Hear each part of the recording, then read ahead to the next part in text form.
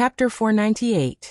The air is filled with the smell of scorched earth that makes people panic. Oxygen is thin, pollution and radiation are serious. When humans walk outside the Earth settlements, they need to take anti-radiation treatment, wear gas masks and carry compressed oxygen equipment. In short, it is not easy to make money by hunting mutant monsters. Only cultivators like Lin Luoran can expose themselves to radiation and polluted air, and walk freely on today's Earth. Rong City in the center of Chuan Province contains the memory of the first half of Lin Luoran's life. From birth to cultivation, this city generally brings her happiness. It is not until she returns from Mount Penglai that everything changes dramatically, including her impression of Rong City. While feeling sad, she also wants to escape. If Baojia doesn't come back here, she has no plan to come back in a short time. She finds the place where Qingqing Taoist temple used to be and finds that it has been cleaned up.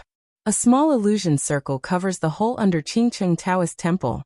Lin Luoran doesn't know whether it is because of lack of spirit stones or because she has a broad vision now. She can easily find the magic circle eye of the illusion circle. This illusion circle can only prevent mutant monsters from running around. White Fairy floats out like smoke. She takes a look and points out the way for Lin Luoran. Baojia is not here. There is another living person in the cave.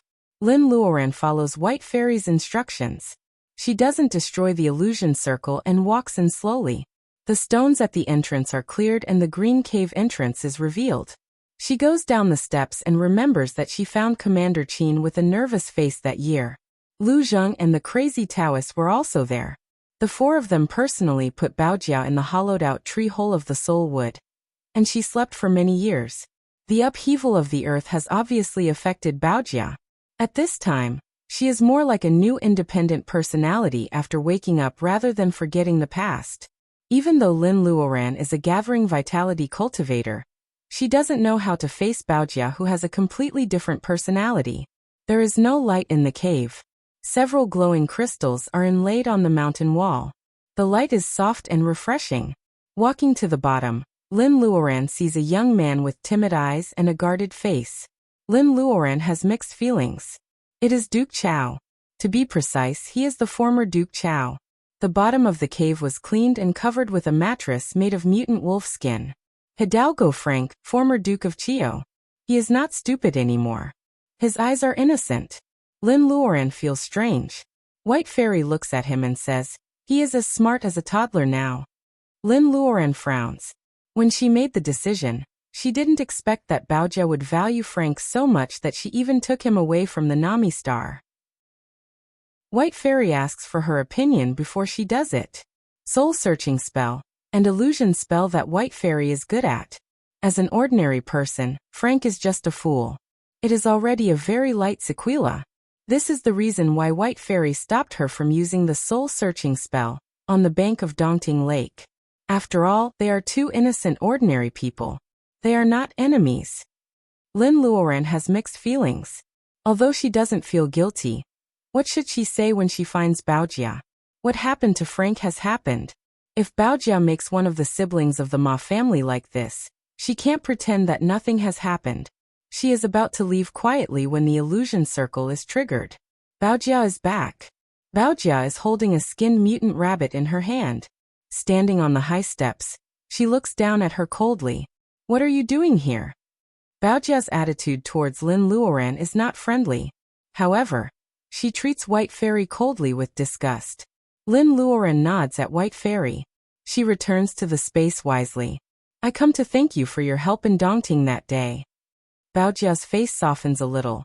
"Even if I didn't go, you wouldn't have lost. Don't get me wrong. I just hate people who show off." Lin Luoran doesn't know whether to laugh or cry. The reborn Baojia is very mean. Easing the relationship can't be rushed. Lin Luoran's purpose today is achieved after confirming that Baojia is really in Mount Qingqing. She bows her hands and says goodbye. When she passes by Baojia on the steps, she clearly feels that Frank's tense body is relaxed.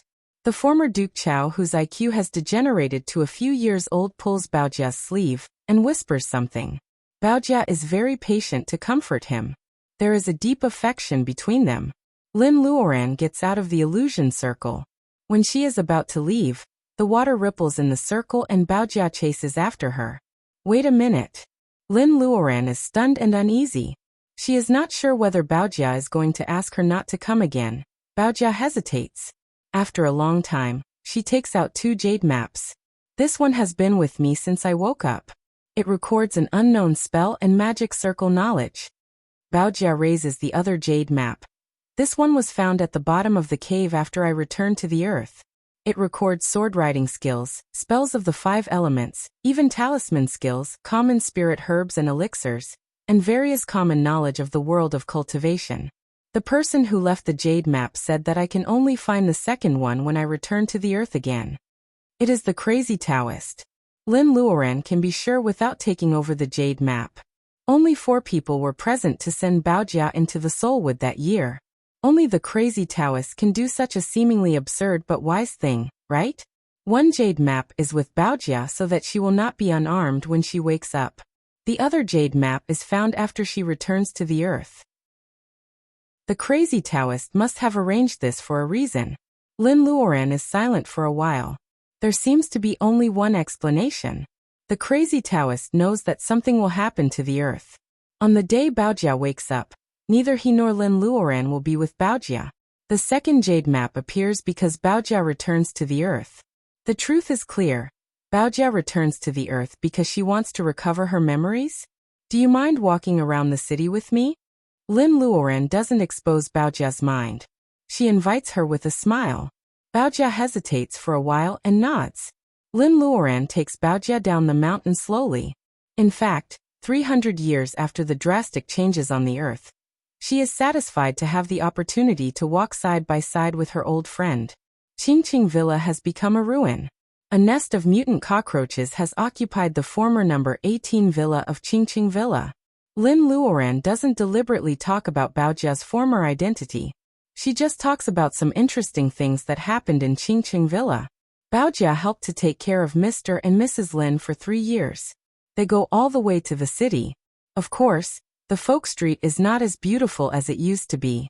The vermilion gate of Lin's house is rotten.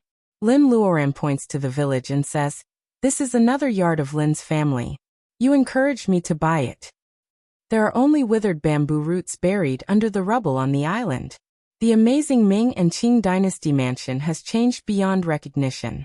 When they came here for the first time, Master Jia made Yunwu fragrant dumplings with shrimps for them to eat. There was also the roasted ham with bamboo shoots produced on the island. Thinking about it, it feels like it happened in her previous life. It sounds like you had a good life in the past. Baojia speaks for the first time. She can't tell whether she is happy or angry. Lin Luoran shakes her head. Lin's family started self-cultivation. We moved from the countryside to the city. Your grandfather was the commander of the military division. You grew up in the capital. I have always cherished being friends with you. Baojia is surprised. Did she have a grandfather in the past? Baojia is about to ask in detail when she suddenly notices a huge wave of wood reiki erupting not far away. Lin Luoran also looks in the same direction. The green light has not dissipated yet.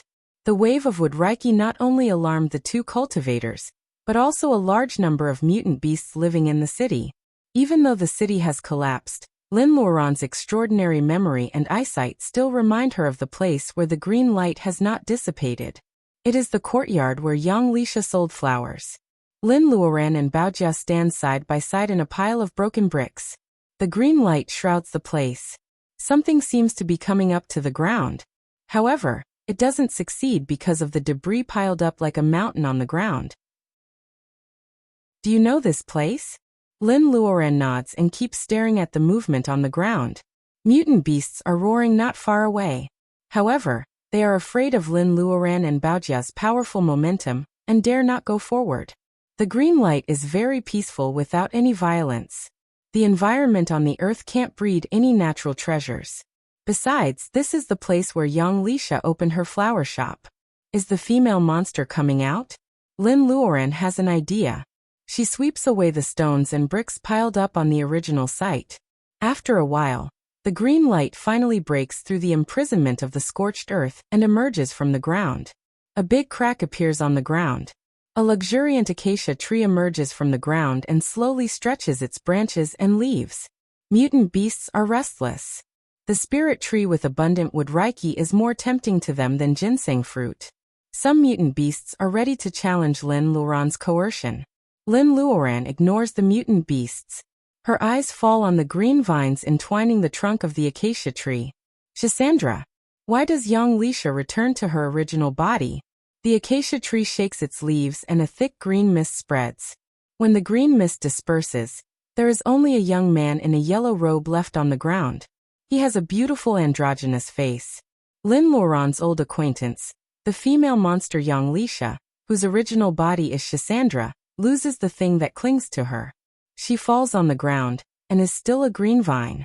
The young man stands quietly for a while. It seems that he remembers the past. The confusion in his eyes disappears. He looks down at the green vine and tears fall. Chapter 499. The young man in yellow has a very androgynous face. However, Lin Luoran can recognize that she is a woman as soon as she speaks, even though her voice is also a little low. A female monster whose original body is the acacia tree? The acacia tree whose original body was on the verge of collapse was actually saved by young Lisha. In addition to the soul wood, young Lisha's personal ability was also sacrificed. Looking at young Lisha who has returned to the original body of Shisandra, Lin Luoran can't judge whether it is worth it. Even though she is rational, Lin Luoran is not sure whether she will do such an extremely stupid thing for the sake of the people she cares about. Are you Voidy? Lin Luoran vaguely remembers that young Lisha did call her Voidy when she shouted at her angrily and forced her to fulfill the agreement. Lin Luoran thinks that the person young Lisha can't let go must be a male monster. Just like when she was young, the most touching thing in the world was love. Unexpectedly, the Voidy young Lisha talks about is a female monster who is more dazzling than ordinary men in the world. She wears a light yellow dress and her hair is simply standing up. She is different from the androgynous dress Lin Luoran wore at the Meowing Spell Conference in Dongting that night. The temperament of Voidy makes it hard to tell whether she is a man or a woman. She seems to break the shackles of time and suddenly step into the new era of the Earth from the Wei and Jin dynasties. That's right. Lin Luoran finally finds an adjective. The female monster called Voidy, which is transformed by the acacia tree. She doesn't have the sentimental temperament of the acacia tree at all. Instead, she exudes a kind of uninhibited celebrity from the inside out. Voidy just glances at Lin Luoran without saying a word. She turns around and leaves with young Lisha's original body, Shisandra. Baojia frowns. Although she has mixed feelings when facing Lin Luoran, being ignored like this is like a slap in the face. Lin Luoran stops her and shakes her head. The acacia tree monster is also a sad person at the moment. They should be considerate. Even if there is a conflict, Lin Luoran will not let Baojia fight unless it is necessary. Just like she couldn't see through young Lisha in the past, she still can't see through Voidy, now that she has gathering vitality. Rong City is no longer the leisurely city it used to be. Besides, it is disturbed by the transformation of the acacia tree. The conversation between Lin Luoran and Baojia is interrupted. Both of them know that they have lost this opportunity, and they don't want to talk about it in depth. The atmosphere is a little awkward. Lin Luoran feels that she can't speak properly. The two are in a stalemate. In the gray mist of the old Rong City, a white paper crane slowly flies over. Lin Luoran reaches out to catch it. The white wings of the paper crane are stained with gray mist. It is not as light as before. Lin Luoran unfolds the paper crane and glances at the few words written on it. She frowns unconsciously. Baojia is very close to it and accidentally sees the content of the paper crane. She is relieved. Since you are going to the Green Mountains, let's say goodbye here. Lin Luoran nods subconsciously. A gust of wind suddenly blows beside him, making him close his eyes unconsciously. When he opens his eyes again, the acacia tree monster in a yellow robe stands quietly in front of him. It asks in a hoarse voice, "Are you going to the Green Mountains country?" It looks Lin Luoran up and down. With the current environment of the Earth Star, a female cultivator who can cultivate to the gathering vitality period may be really something. However, The Green Mountains country was lost in the long river of time before she could transform. How can this female cultivator talk about it? Lin Luoran responds to Voidy with a faint supercilious look.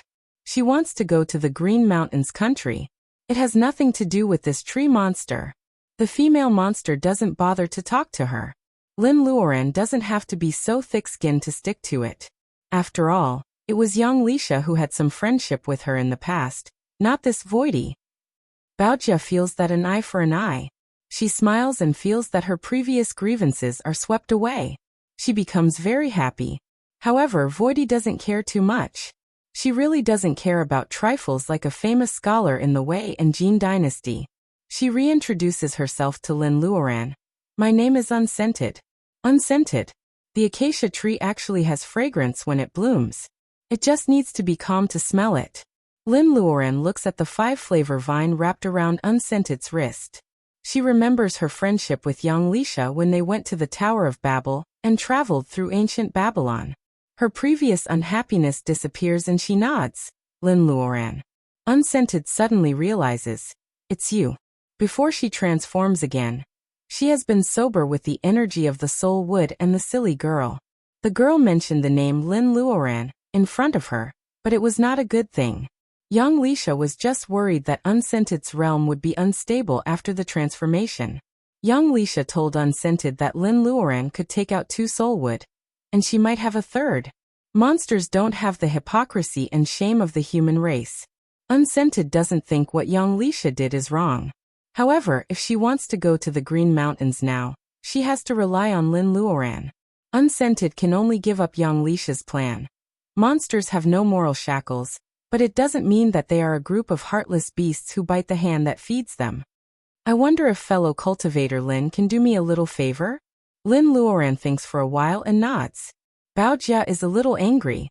She thinks Lin Luoran is too soft. She gives up her previous prejudice when others show a little kindness.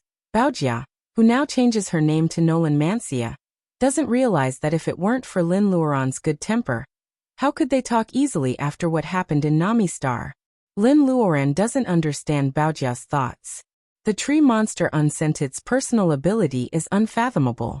Lin Luoran is not sure that she can win. There is no deep hatred between them. In fact, they even have some history. It is not shameful for both of them to take a step back.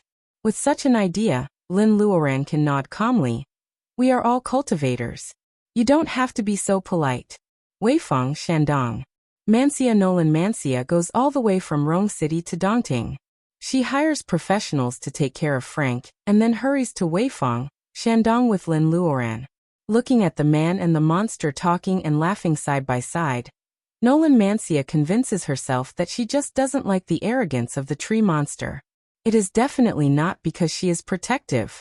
Even though she has completely forgotten Lin Luoran, her old friend, Lin Luoran is a good person. She selfishly doesn't want Lin Luoran to be deceived by the monster. Besides, the tree monster looks neither male nor female. Nolan Mancia is silent all the way. She doesn't hide her unhappiness. Fellow cultivator Lin, is this the place? Unscented closes her eyes. The scorched earth is glowing with rich Reiki. Mutant monsters have completely occupied the scorched slope where Reiki is leaking. Seeing Lin Luoran and others, they stare at them covetously, treating them as powerful unknown creatures who come to snatch their territory. Lin Luoran has sharp eyes. At the feet of a mutant elephant, she finds a touch of stimulating green on the scorched earth. It is an ordinary dandelion seedling before the new era, but now it is really growing on the scorched earth of the new era earth. The Reiki leakage is so serious. There must be a big turbulence in the Green Mountains. Lin Luoran doesn't know how Liao and Cyan Little Fox are doing. Lin Luoran is worried. In addition to the time wasted by the paper crane on the way, the situation of the Green Mountains may be worse. What makes her anxious is that even if she gets the way to enter, she still has to wait until night. I hope there will be a moon tonight. The power of moonlight will be at its peak when the weather is sunny at night. Lin Luoran is not a survivor of the Green Mountains. If she hadn't been with Cyan Little Fox for many years, she wouldn't have been able to enter even if she tried her best. 2 people and a monster are all cultivators. Half a day is not enough to affect their state of mind and make them impatient. The night soon falls, and the Reiki light spots flying around become clearer. Lin Luoren looks at the sky. She has to use the same trick again. Just like the night of the meowing spell conference, she draws the moonlight down through layers of dirty air. She also borrows the 10,000-year hollow azurite from White Fairy. This is also the Green Mountain stone produced in the Green Mountains. It is stained with the breath of the Green Mountains and will not dissipate for thousands of years. Lin Luoren can't smell it, but the Green Mountains world can sense it. The moonlight shines on the 10,000-year hollow azurite and twines the blue stone. In a stream of light, the mutant beasts occupying this place are disturbed. Seeing those mutant beasts rushing over, Baojia just raises her eyebrows. Unscented whispers to those mutant beasts, "Freeze," and they are all frozen in place. The previous shrieks of the wind and cranes disappear completely. It is so quiet that no crickets can be heard within a radius of 10 miles. There is no fluctuation of Reiki. Baojia feels cold on her back. She finally understands why Lin Luoren doesn't let her be impulsive. Lin Luoren glimpses the movement of the tree monster out of the corner of her eye, and her eyebrows also twitch slightly. She has studied the freeze spell for a long time. It is certainly possible to freeze the weak existence of mutant beasts, but to freeze such a large area? Lin Luoren shakes her head secretly. She needs another 10 years of practice. The 10,000-year hollow azurite leaps into the air, turns in the air like a compass, and pounces on the dandelion sprout which is trampled by the mutant elephant. The wind suddenly rises, and the space is distorted. Half of the 10,000-year hollow azurite has disappeared in the invisible wall of light refraction. Seeing that it is about to disappear, Lin Luoren firmly holds the remaining section, and backhandedly grabs Baojia's arm. Go. Chapter 500. The light is refracted and twisted, passing through the colorful tunnel. The tearing force of space makes Lin Luoren let go of Baojia's arm unconsciously. A light flashes in front of her, and then she steps on nothing. With a plop, she falls into a wet and cold place. The tearing force makes her dizzy. As soon as her toes are wet in the pool water, she has jumped up gently. However, her shoes and socks are just wet. She stops above a steamy and quiet lake. The shallow water is slightly rippling, and there are small fish swimming under the waves. Time is quiet, and there are kingfishers singing from the distant lake shore. It is the beauty of the natural mountains without artificial carving. Is this the Green Mountains country? The abundance of Reiki here can be compared with the Bermuda Secret Land. Including the Penglai Fairyland, she knows 3 excellent places for cultivation. Cultivators on the earth are not without a way out. It's just that ordinary cultivators can't find the entrance to the blessed land easily, because they don't have good luck.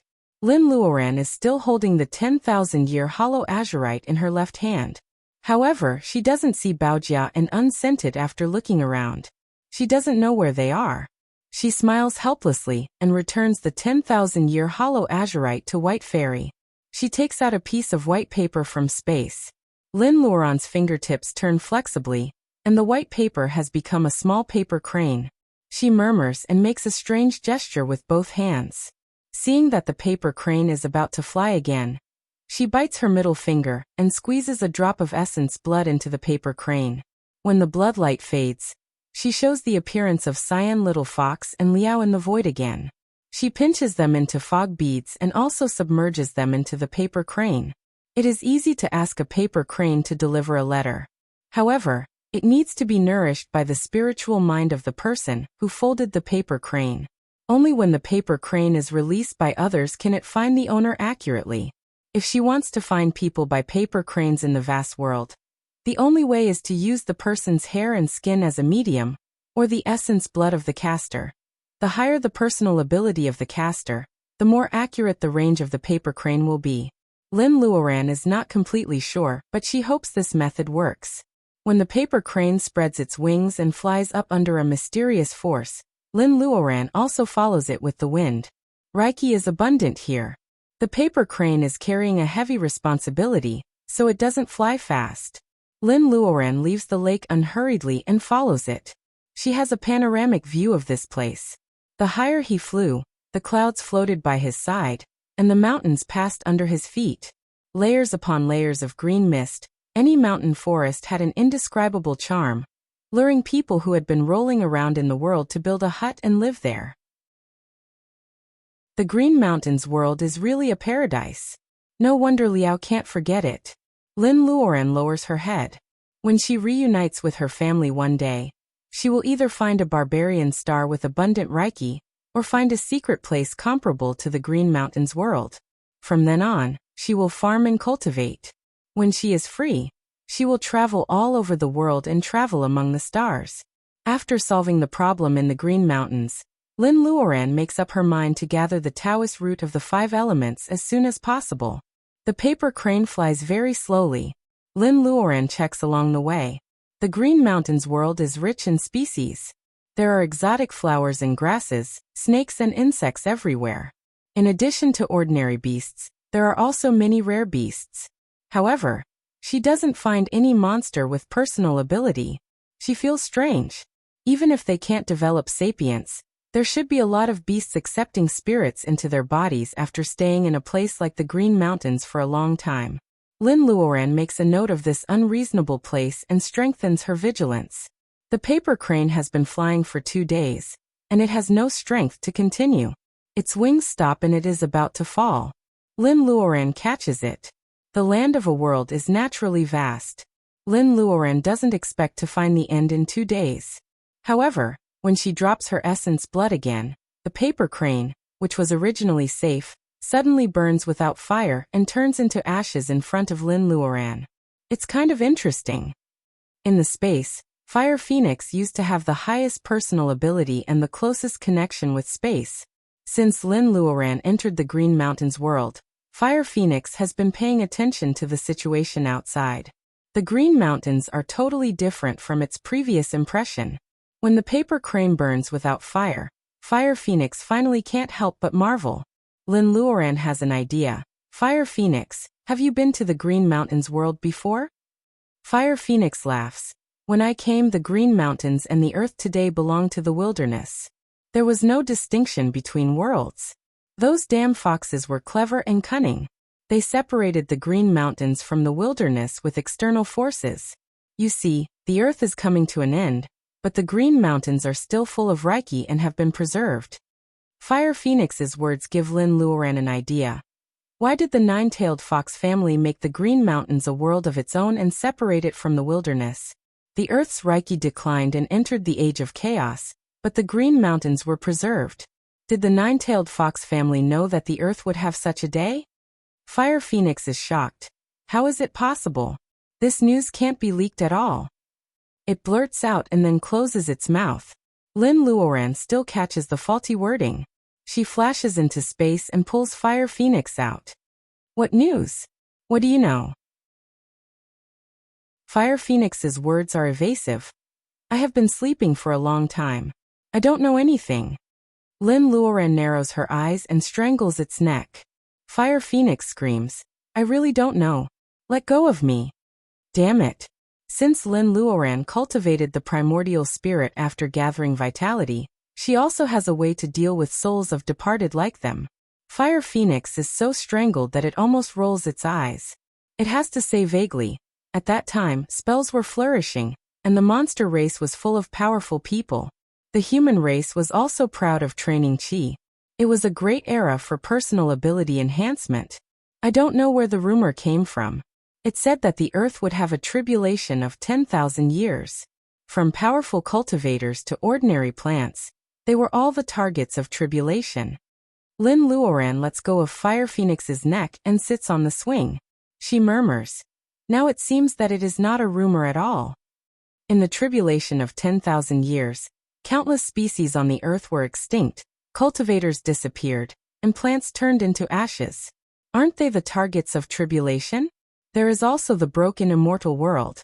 No, it clearly includes the gods and Buddhas in heaven.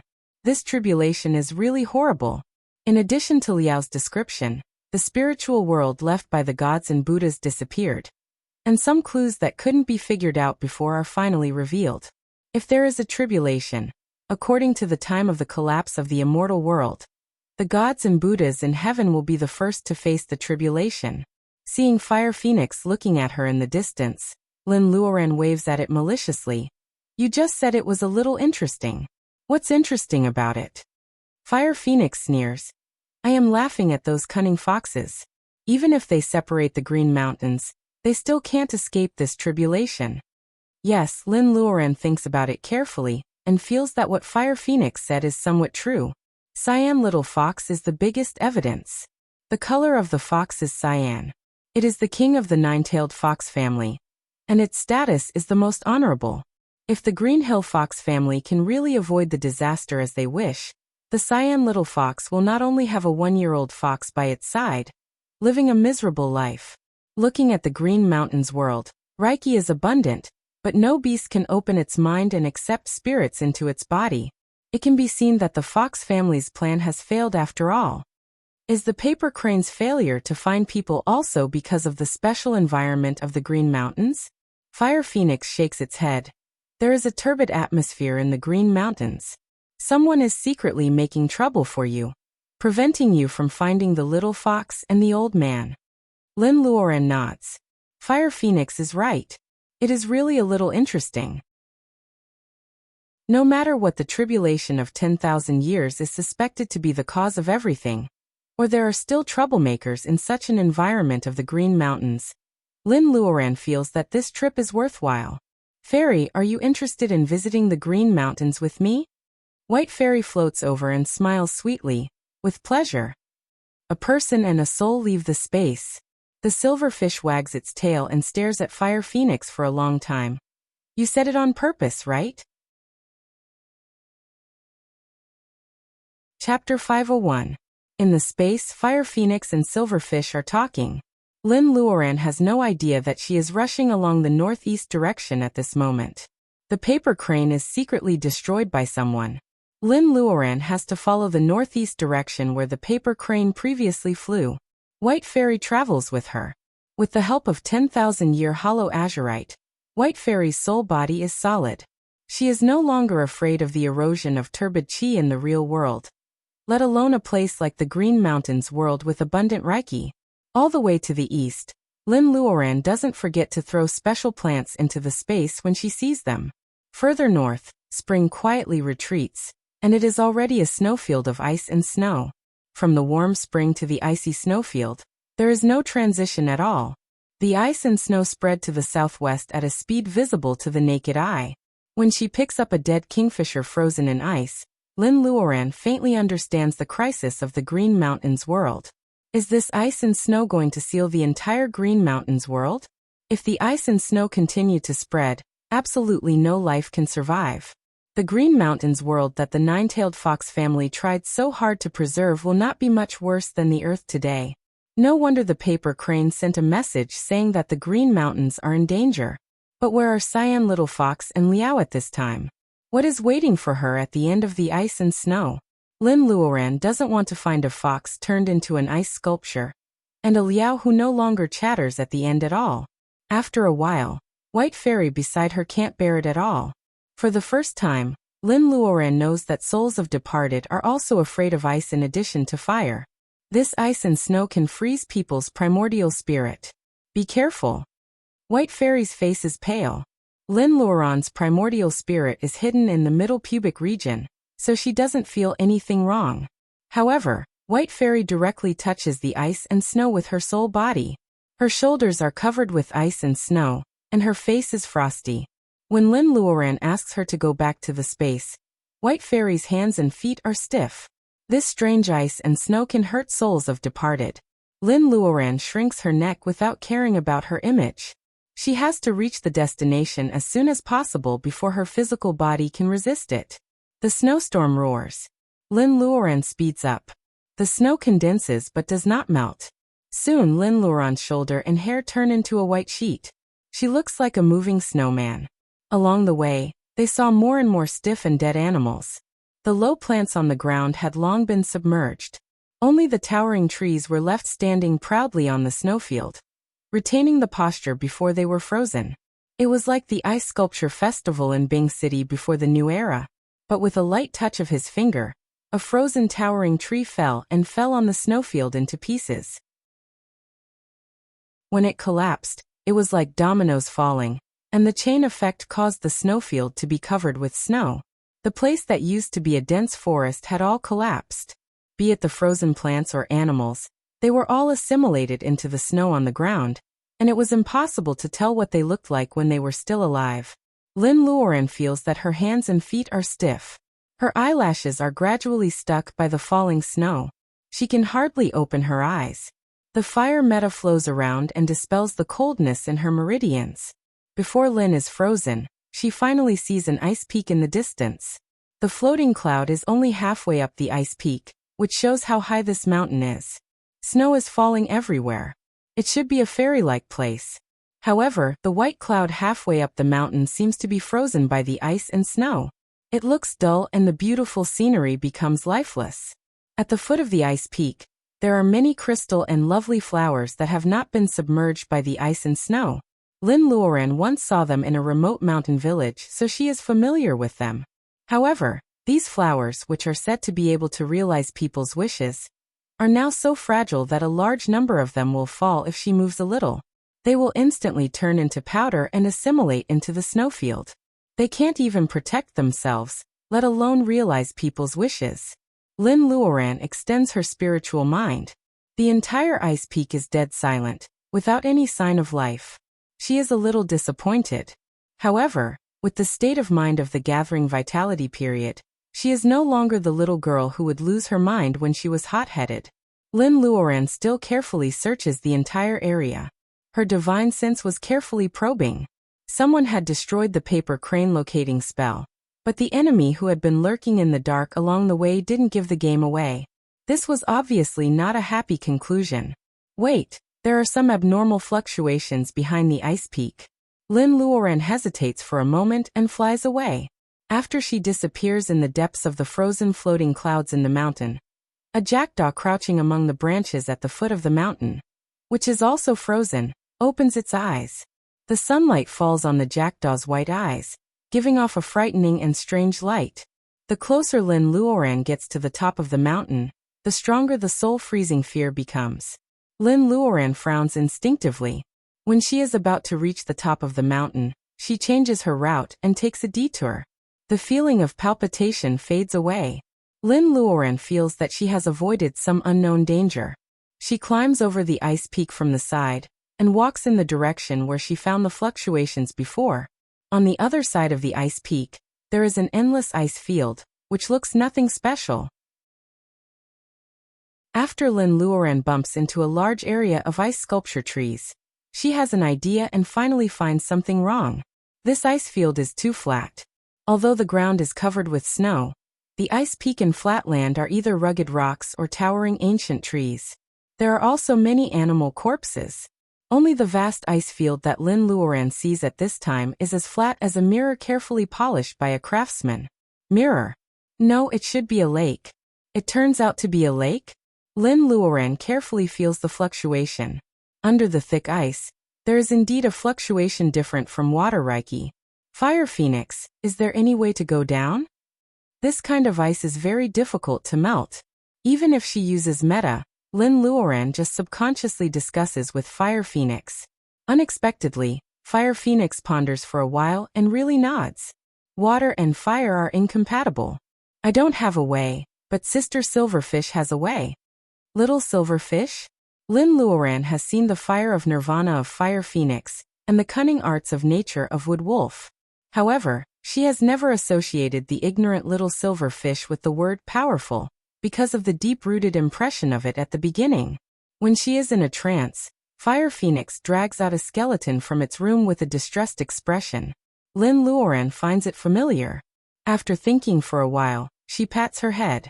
Isn't this the dragon skeleton she got in the Dongting Dragon Palace? It has been taken by Fire Phoenix, but there is no news about it. After so many years, she almost forgets it. What's the relationship between the dragon skeleton and the silver fish? Fire Phoenix smiles like a charlatan. Haven't I told you that there is a way for the three of us to get out of this space temporarily? Lin Luoran's eyes are flashing with flames. She is 100% sure that Fire Phoenix, the scumbag, has never said anything. Fire Phoenix avoids Lin Luoran's murderous eyes and murmurs with the silverfish for a while.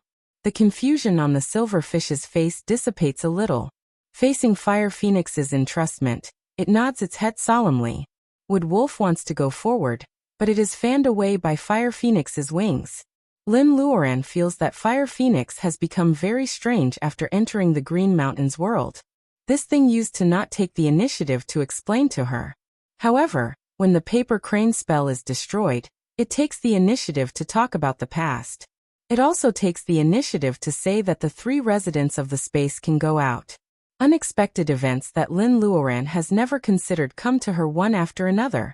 Everything is as strange as the Green Mountains world that seems to be swallowed up by ice and snow. She doesn't even have time to think about the reason why Fire Phoenix becomes strange.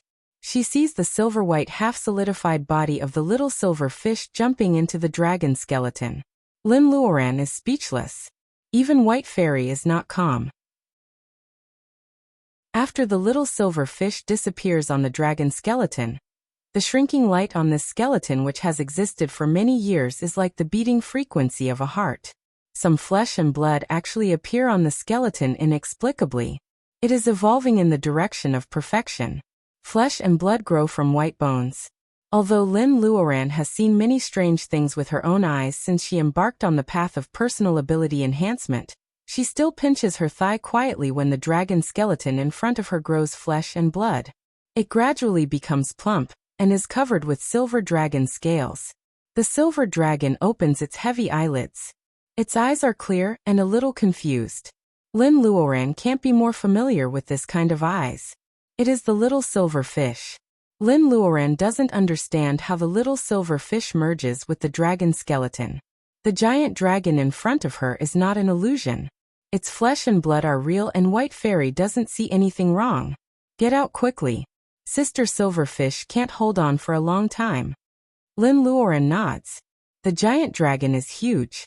She sits on the dragon's head and holds the dragon's horns tightly with both hands.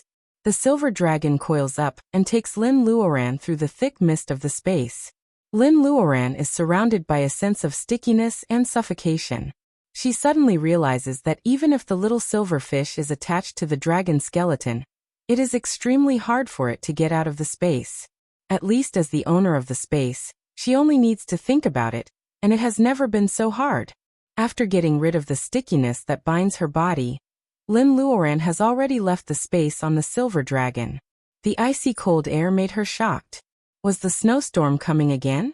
She was riding on the dragon's head, hovering high in the sky far away from the surface of the ice mirror lake, brushing past the sluggish floating clouds. The silver dragon raised its head and glanced at the top of the ice peak, seeming to have noticed something unusual. Hold on to the dragon's horns. Chapter 502. The snowstorm is raging. Lin Luoran holds the dragon's horn tightly. Before the silver dragon breaks the ice, the snowstorm has already arrived. Lin Luoran frowns and instinctively releases a ball of gathering vitality's true fire. The fire goes into the snowstorm cyclone. The cyclone stagnates. Lin Luoran grabs the dragon's horn and dives into the ice lake. The mirror-like ice lake shatters. The broken ice rubs Lin Luoran's cheek. Dragons are the kings of the water. Although the ice and snow are weird, they don't dare to be rash in front of the silver dragon. In the blink of an eye, Lin Luoran is already underwater. She notices the dragon's tail trembling. She is anxious. Has the snowstorm finally caught up with them? Before Lin Luoran can make a move, the silver dragon has taken her all the way to the depths of the lake. The lake naturally avoids them. Unexpectedly, it is not cold. The lake has frozen again. The unknown snowstorm doesn't catch up with them. Lin Luoran looks back. The silver dragon's tail is covered with white frost. It seems that it has been hurt just now. The ice on the lake is more than 10 meters thick. The silver dragon breaks the ice with Lin Luoran. It has been diving for a long time, but it still can't see the bottom. Not to mention fish, even algae can't be seen at the bottom of the lake. Lin Luoran doesn't know why she sensed the fluctuation before. Riding the silver dragon to search in the vast lake, Lin Luoran can't even see a shellfish. Lin Luoran feels that she has been ignored somewhere. She lets the silver dragon stop for a while. Far away from the lake, the light is dim. Together with the muddy lake mud brought by the silver dragon, Lin Luoran's vision is blurred. When the lake mud settles, the view becomes clear. Lin Luoran keenly notices a dim light at the bottom of the lake. It is like a bright moon is hidden in the water. The lake is shaking. Lin Luoran feels that the scene in front of her is quite familiar. Lin Luoran ponders for a while. She remembers that Yonggwa jumped into the cold pond in the Return of the Condor Heroes. There is another world in the pond water. An idea comes to her mind. She pats the silver dragon's forehead. Go there. The silver dragon shakes its body and understands. A pterosaur swims to the light source at the bottom of the lake. Lin Luoran and the silver dragon get into a blue light. The path of light is long and endless. It is hard for the silver dragon to get in and out of it. Lin feels sorry for the silver dragon's injury. She asks the silverfish if it can come out as long as it is attached to the dragon's skeleton. Lin then moves it back to the space. Lin Luoran walks along the tunnel, and finally sees the end after half a day. Through a translucent light gate. She faintly hears the noise on the other side. She hesitated for a moment, then stepped through the door. At that moment, Lin Luoran has thought about what is waiting for her behind the door. She can only say that life is always more fantastical than novels and the cultivation world. Demons with human heads, snake bodies, minotaur faces, long tails, short ears, all kinds of half-human half-demons formed an encirclement. The anger on their faces is obvious. What surprises Lin is the two people in the middle of the encirclement. A person's face was red, and the expression on his face was very strange. It was Baojia who entered the Green Mountains together. The other old man who is holding Baojia's right calf is Liao, who is in a mess. Lin Luoran feels that her temples are throbbing again. Lin Luoran crosses the light gate and makes some noise. In everyone's eyes, Baojia breathes a sigh of relief, but Liao looks very sad. He is not an alien with a red nose now, but a simple old fisherman she met in Dongting before. Niece, fortunately you are here. Liao is crying and snot. The hatred of those half-human half-demons holding weapons is immediately drawn to him. Before Liao pounces on her, a minotaur has already waved the metal stick in his hand to hit Lin Luoran. Lin Luoran has a headache. She avoids the minotaur's attack, but the snake tail entangles her again. The scene is extremely chaotic. Liao wants to sneak away, but he is caught by Baojia. Hurry up and settle the trouble you've caused. Liao is grabbed by the collar. Because of the difficulty in breathing, his face turns into eggplant color. The old man wants to run away. Catch him. They are on the same side. Don't let them go. Yes, the human race is the most cunning. Colorful spells and all kinds of magic weapons attack. The scene is a mess. Lin Luoran thinks for a while and takes out a few stinky mushrooms from the space and throws them around. Sure enough, there is a sound of vomiting. Lin Luoran's fingertips move rhythmically, and the white mist is so thick that nothing can be seen. She also throws a few small spells of nature to confuse people's sight. Lin Luoran takes advantage of the chaos and sneaks away with Baojia and Liao. After a long time, Liao complains that he is suffocated to death. Lin Luoran takes the two out of the soil. Different from the ice outside the lake, it is summer here. In the deep mountains where Lin Luoran and the other two are, birds are singing. Red berries are hanging among the branches, attracting monkeys to climb them and birds to peck them. It is a peaceful scene. The air is so fresh that people can't help but take a few more breaths. Unlike Lin Luoran and Baojia who are standing in the green forest, Liao looks very embarrassed. He is dirty and there are a few rotten leaves on his head. He is counting the ant nests beside the trunk with his eyebrows and eyes covered. Baojia frowns and then relaxes and then frowns again. Is he your uncle? Uncle? Lin Luoran remembers the scene when she saw Liao holding Baojia's calf. She can't wait to pretend that she doesn't know this old man. Seeing Liao rolling his eyes, Lin Luoran also wonders, why does he cling to you? Baojia looks at Liao sideways. What is his background? He has lived for so many years, but he is still the same. Lin Luoran is stunned. She instantly understands what Baojia means. It turns out that she and Liao are also old acquaintances. Liao is looking at the sky. Lin Luoran frowns slightly after hearing this. Baojia met Liao when she left the Earth. They even drifted to the Nami Alliance together. It's not a big deal to be separated for some reason. However, Liao happened to sell the great truths to her in the grocery store of the N2 star? What else are you hiding from me? After counting the ants, Liao grunts. Now the focus is the cyan little fox. If we don't find a way, it will become an ice cube. Liao is good at changing the topic. He knows exactly what Lin Luoran is thinking. She looks at the mountain forest surrounded by clouds and fog. I came here after receiving your paper cranes. Is this the Green Mountains world? Where is it outside of the ice lake? Liao drives away a silly monkey with a golden wire and a long tail. He picks a wild pear and chews it. This is the Green Mountains world. Outside the lake is also the Green Mountains world. Now the ice and snow are threatening us. If we don't find a way, the little fox will become an Arctic fox sooner or later to survive. This is the Green Mountains world. Lin Luoran looks at the mountains. It is really a primitive world. However, the personal ability of monsters is a little poor. She can't even see a complete humanoid monster. However, thinking of the lack of Dilio syrup, those strange half-human and half-beast monsters with ox heads and horse faces also make sense. Let's not talk about the Green Mountains world first. What happened to you when you came in? What's the matter with the ice and snow outside? Where is Cyan Little Fox at this time? Liao is a little annoyed. It's also my fault. If I didn't go to the temple, nothing would have happened. Cyan Little Fox is now trapped in the temple, and the ice and snow are also here. Now I can't return this thing even if I want to. Liao fumbles in his arms for a long time. Lin Luoran doesn't know where he gets a fiery red diamond-shaped crystal the size of an egg. Lin Luoran suddenly feels hot even though she is a few steps away from it. Liao looks like it is not hot at all.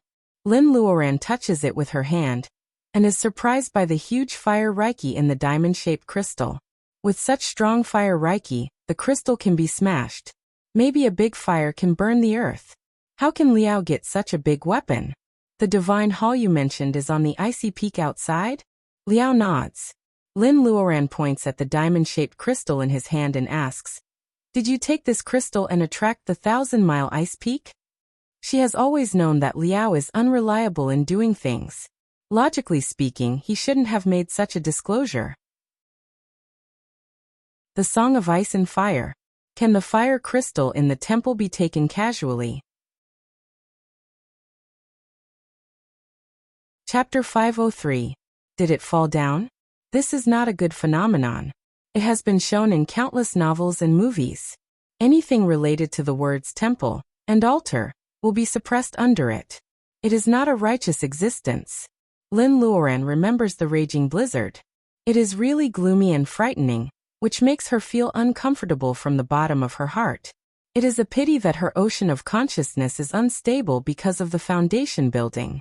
She can't cast spells at will, and she has lost a lot of confidence. It turns out that Cyan Little Fox can't stand Liao's entanglement. The latter has the power to break the world.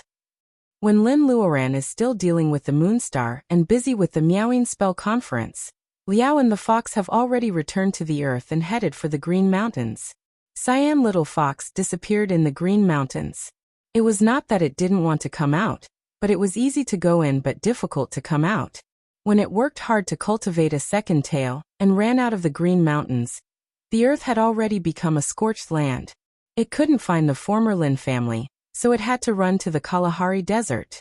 Entering the Green Mountains again, Cyan Little Fox now has a little personal ability. It doesn't have to hide with its tail between its legs like 300 years ago. Under the instigation of Liao, a person and a fox wander all over the Green Mountains. Finally, they climb to the temple on the highest peak. God knows why there is a temple in the Green Mountains world. Cyan Little Fox didn't dare to come here 300 years ago. Now it is here, but it still doesn't know which god it worships. It should be known that the nine-tailed fox family in the Green Mountains world can cultivate to the level of celestial fox and prove the Tao with monster body. Why do they need to worship other gods? They are the gods of the Green Mountains world. Liao drags Cyan Little Fox to the highest peak. It is called a temple, but it is actually very decadent. There is nothing unusual about it. This is the nest of the nine-tailed fox.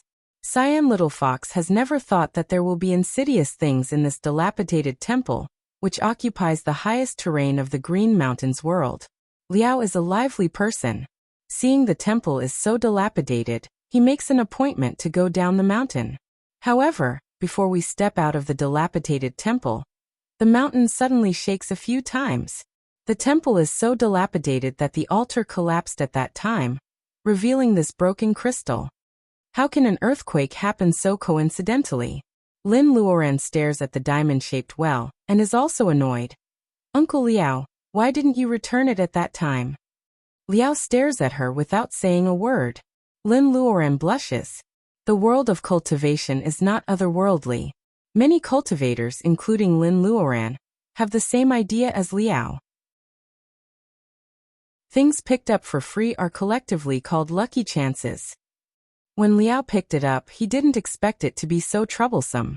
Seeing that Lin Luoran doesn't blame him, Liao continues. The Cyan Little Fox sees something unusual. It asks you to return the crystal. Of course, there is no time to return it. Lin sighs. Liao picks up the crystal. Cyan Little Fox seems to think of something and asks him to return it quickly. Before Liao takes action, a mass of white light rushes out of the broken altar. In the blink of an eye, Foxy was sucked in. Master Liao wanted to reach out to grab it, but his fingers almost froze. Fortunately, Lord Liao was quick enough to throw a treasure inside to protect it. Liao talks about this part proudly, but he is too embarrassed to tell the second part about running away. Lin Luoran knows it and doesn't feel embarrassed to tell him. She just asks him what kind of treasure he threw in. It's a collar. Liao is very proud. That is not an ordinary collar. He woke up from the broken world of immortals, and finally picked it up from a pile of junk. After many years of testing, it does have some magical effects. Collar? What kind of collar? Lin Luoran is scared. She thinks something is wrong. Suddenly, she remembers a collar she picked up in the Misty Palace. She takes it out and shows it to Liao. Liao clicks his tongue. It's not as good as mine. It can trap mythical beasts. It is carved with unicorns, dragons, and phoenixes. It's very impressive. So Cyan Little Fox was caught in a hurry, and you threw an animal collar on it? Liao nods. It's not a shame to match it. Without its master, ordinary people can't get close to Cyan Little Fox. It's a kind of protection. Lin Luoran is speechless. Yes, even a broken boat has 3 pounds of iron nails. It is natural that the animal collar from the world of immortals has some tricks. Although Liao's behavior is absurd, he does it for the Cyan Little Fox. Even so, when Lin Luoran thinks that Cyan Little Fox is trapped by the animal collar, it may be willing to die even if it is protected. That's its Sundara. After that, you took this crystal and hid in the lake. That's why the outside world is covered with ice and snow. The snowstorm chased the fox to the ice lake and stopped. It was not because of the abnormality of the lake water, but because it was afraid of the crystal in Liao's hand. However, judging from the thickness of the ice in the lake, it was just a matter of time before it chased after the fox and turned the Xanadu on this side of the lake into an ice world. Although the crystal can restrain ice and snow, everything in the world is the same. Fire can restrain water, and water can also put out fire. When the ice and snow is strong enough, no crystal can restrain it no matter how powerful it is. The most important thing is that Cyan Little Fox is still in the hands of the unknown existence. Lin Luoran clears her mind and turns to ask Baojia. How did you get here? Did you see the acacia tree monster? Baojia shakes her head. I woke up in a forest and fought with those monsters several times. Then I met Uncle Liao. Lin Luoran smiles bitterly. Uncle Liao, what did you do to make these monsters angry? Liao is no longer as wretched as before. He straightens his chest and takes out many things from his arms. There are teeth of monsters, spirit herbs, oars, and so on. Lin Luoran and Baojia are dumbfounded at the sight of these things. Could it be that you stole it? It must be so. No wonder the monsters besiege him angrily. For the first time, Lin Luoran feels that she is helping the wicked. Baojia and Liao have been together for a while. She says thoughtfully, "You stole these things to anger those monsters. Do you want to lead them to save Cyan Little Fox?" Liao's secret is revealed. He laughs awkwardly. Lin Luoran feels a little guilty for wrongly blaming Liao. She thinks about it and shakes her head. The ice and snow are extremely powerful. These monsters are safe and sound now. I'm afraid that you are hiding on this side of the lake with the crystal in your hand. Obviously, they have no chance of winning against the unknown existence. The solution is very simple. She has to return the crystal and place it on the altar of the temple, provided that the crystal can still restrain the powerful ice and snow. The question is, who can put the crystal back? Lin Luoran thinks of her heart palpitations when she was close to the top of the ice peak. It turns out that Liao's plan to provoke the anger of the monsters and then attack the temple together is extremely unsuccessful. If Lin Luoran doesn't appear in time, not only will he be killed by the monsters, but also Baojia will be implicated. Compared with conspiracies, Lin Luoran prefers open and aboveboard schemes. She takes Liao back to the previous battlefield and lays out all the things Liao stole before. Monsters come one after another, and they don't know what Lin Luoran wants to do. Lin Luoran returns the things. She doesn't instigate or add fuel to the fire. Of course, she doesn't whitewash things. She just tells these monsters about the crisis facing the Green Mountains world at this time. Should they choose to fight with her, or be cowardly and wait for the ice and snow to suppress the power of the crystal? In the end, they will die. These monsters should know what to do. Despicable human race. How can we judge whether what you said is true or not? A lark chirps. Liao stole its eggs. It's really hateful. No wonder it is vigilant. Besides, outside the lake is just an affiliated place of the Green Mountains. The Green Mountains are everlasting all 4 seasons. What kind of ice and snow can affect here? These monsters are isolated from the world. There is no human race in the Green Mountains world, and the people here are simple. They have a bad impression of Liao, whom they first met. Hearing the lark's words, all monsters look at Lin Luoran suspiciously. Lin Luoran doesn't refute. She puts the crystal in her hand into the space in public. Without the crystal, the monsters stand very close to the light gate of the ice lake. The cold air coming from the sparkling twisted wall makes everyone shrink their necks. A lot of moss grows on the moist ground. The vibrant moss has been covered with a layer of frost in just a few minutes. The air of ice and snow ignores the barrier of the lake, making people feel cold from the bottom of their hearts. They finally understand that what Lin Luoran said is true. The Green Mountains world is facing a life-and-death situation. Either the glorious fire will suppress the white snow, or the everlasting Green Mountains will become a barren land of snow. This is the battle song of ice and fire. The monsters have been singing it unconsciously. Chapter 504. The atmosphere is subtle and complicated. Monsters and Lin Luoran and other 2 people are guarding near the light gate. The crystal has been taken out a long time ago.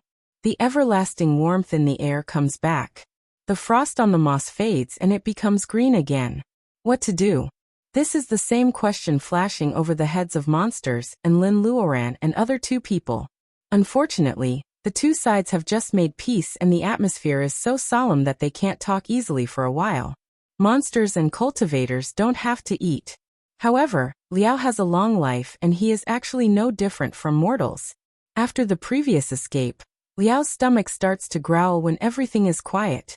He feels so ashamed. Lin Luoran takes out a few fruits and throws them to Liao. The skin is soft and the flesh is plump. When she bites them, the fragrance of fruits fills the air. The lark turns its head. Its round eyes roll a few times, and it lowers its head to comb the feathers on its wings. It doesn't run around with an incomplete appearance like other monsters. It still looks like its original body with a beautiful feather crown on its head. Its mouth is small and conical. Its wings are pointed and long, and its tail is a little short. Its gray appearance has nothing to do with beauty, nor does it have power or deterrence. Only its voice is wonderful. Although it talks endlessly, it is not annoying. The bird is secretly looking at Lin Luoran, and Lin Luoran is also looking at it.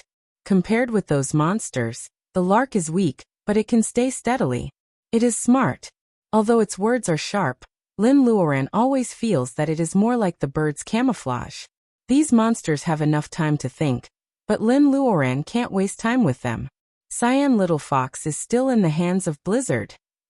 God knows how long the animal trap thrown by Liao can last. It is absolutely impossible for the three of them to attack the ice peak. However, how can they unite monsters? The lark on the opposite side is secretly looking at her again. Lin Luoran thinks for a while, and takes a handful of cherries out of space with sweet potato leaves. She doesn't say it, so others just think she takes something out of the storage space. Although the cherries are a little bigger and redder, it is nothing strange in the eyes of these monsters. However, after inviting the lark to taste the cherries produced in her space, Lin Luoran really strikes up a conversation with the lark. Lin Luoran is surprised by the wisdom hidden under the chirping of this bird. As soon as she starts to talk, the lark interrupts her when she is about to encourage the monsters to act. After eating the cherry, it starts to talk about ancient legends. The Green Mountains world used to be a place where hundreds of races contended for supremacy. Now it's rare for even a human race to appear. The lark spits out a cherry stone. It looks around and whispers in Lin Luoran's ear. The monsters don't like the mountain outside, but I heard that there is an evil ghost under it. Evil spirit? Lin Luoran rolls her eyes at the lark. Even cultivators of the gathering vitality period are afraid of it. How can it be an ordinary evil ghost? What they don't know is that souls are the weakest. When White Fairy was in the abyss, she was even afraid of the wind. Ordinary ghosts can't resist a cultivator's fireball spell. Compared with cultivators who pursue the Tao of nature, Maoshan Taoists who catch ghosts and monsters are just small tricks. However, what the lark says is a clue. Liao comes up with a licking face. The one under it may be an old acquaintance. With this, he sneaks a look at Baojia and then sits up straight. Lin Luoran has an idea. Liao came earlier than them, and he is an old monster who has lived for countless years. Although he has no personal ability, he can never be equated with illiterate, in terms of knowledge. He is more like a mobile library in the world of cultivation. Why does Liao sneak a look at Baojia? The blizzard under the altar is an old acquaintance, but it can only be Liao's old acquaintance. How can it have anything to do with Baojia? Lin Luoran shakes her head, trying to get rid of this absurd idea. Liao mouths to her. After guessing for a while, she finally grasps the syllable that Liao didn't say. Kamehameha? Snake. She is speechless because of Liao. She turns her head and talks with the lark for a while. Then she suddenly freezes. Liao is not talking about Kamehameha, but Guizhong. Old acquaintance Baojia Green Mountains. There is a sentence in Guizhong. Qiyu came from amniotic fluid. He had 8 arms, 8 toes, and a sparse head. He climbed Juneo to attack Kongsang. The Yellow Emperor killed him in Green Mountains. How can she even forget this? In the legend of Wuxia, the Yellow Emperor's family lives in the Kunlun Hill, and takes the 9-tailed fox, Lu Wu, as its protector. In addition to ordinary mortals, the Juli tribe and the Dongyi tribe also live in the Green Mountains. Their protector is the 9-tailed fox. When the veil of the fog is lifted, thoughts can easily spread along a certain point. Lin Luoran narrows her eyes and thinks a lot. Baojia is a descendant of the Juli tribe. The fake saintess is the saintess of the Juli tribe. The 9-tailed fox is the protector of the Juli tribe. No wonder the fake saintess planned to take Cyan Little Fox with her when she was about to leave the earth with the jade stairs. Although Cyan Little Fox doesn't know her, the fake saintess probably has an old relationship with the 9-tailed fox tribe. Qiyu came from amniotic fluid. The Yellow Emperor killed him in Green Mountains. Is it possible that the blizzard under the altar has something to do with Qiyu? Or it might even be Qiyu. Liao's winking is not groundless. If the one running out of the altar is really the ancestor of Baojia's family, this matter will really fall on Baojia's head, but if she and Liao make a wrong judgment, Baojia may be in danger. Lin Luoran hesitates. Liao rolls his eyes quickly and tries to please Baojia with a sneaky look. Baojia touches her face. There is no dirt on it, but she always feels that these two people are staring at her strangely. The lark sees Lin Luoran's hesitation. It is anxious, but it doesn't show it on its face. It jumps back to the monsters. As a lark with extremely poor congenital physique, it can get to where it is today not only because of a good chance but also because of its wisdom. Lin Luoran just wants to save the cyan little fox. For these monsters living in the Green Mountains, if the grass and trees wither, they will really die. Being stared at by Liao, Baojia is restless. She finds an excuse to get some fresh air and runs into the forest. Someone breaks the silence, and the monsters start to talk noisily. Some of them are so arrogant that they directly go to the ice peak. Others say that they should work together to break the border of the Green Mountains and go to the human world. Lin Luoran doesn't refute them. She just calmly tells them the current situation of the earth. The monsters are even more restless. There are wolves in front and tigers behind. Does Tao of Nature want to kill the monsters in the Green Mountains? The lark tilts its head and has an idea. Taking advantage of the commotion of the monsters, it sneaks along the direction where Baojia gets some fresh air.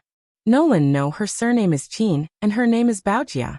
A blade of grass as wide as a finger twines around her fingertips. Even if she doesn't admit it, she can't change the fact that Nolan and Baojia are the same person. Whether it is Bao or Jia, they both mean auspicious in Wuxia language. Her birth is bound to be the treasure of the Qin family. Facing the past that she has completely forgotten, Baojia is afraid and envious. She has dealt with Qin Baojia on the Nami star, so she knows how much Lin Luoran values her friendship with Qin Baojia. She is very envious that Qin Baojia has such a good friend. However, she is just wearing the shell of Qin Baojia. Her heart is completely different, including personality. From Lin Luoran's description, it is not difficult to know that Qin Baojia is reckless and lives like a flame. However, Manja Nolan is an ignorant newborn, drifting among stars, and then being adopted. She has no conditions to be reckless at all. Is she worthy of the friendship that belongs to Qin Baojia and Lin Luoran? The blade of grass is rubbed by Baojia. Baojia's narrow eyes are shining. The snow sword suddenly comes out of its sheath and slashes at a big tree nearby. Blue light falls, and there are birds chirping among the dense branches. A few feathers fall with leaves. The lark is very angry. Baojia stands with the sword. She is not angry but laughs. You follow me secretly.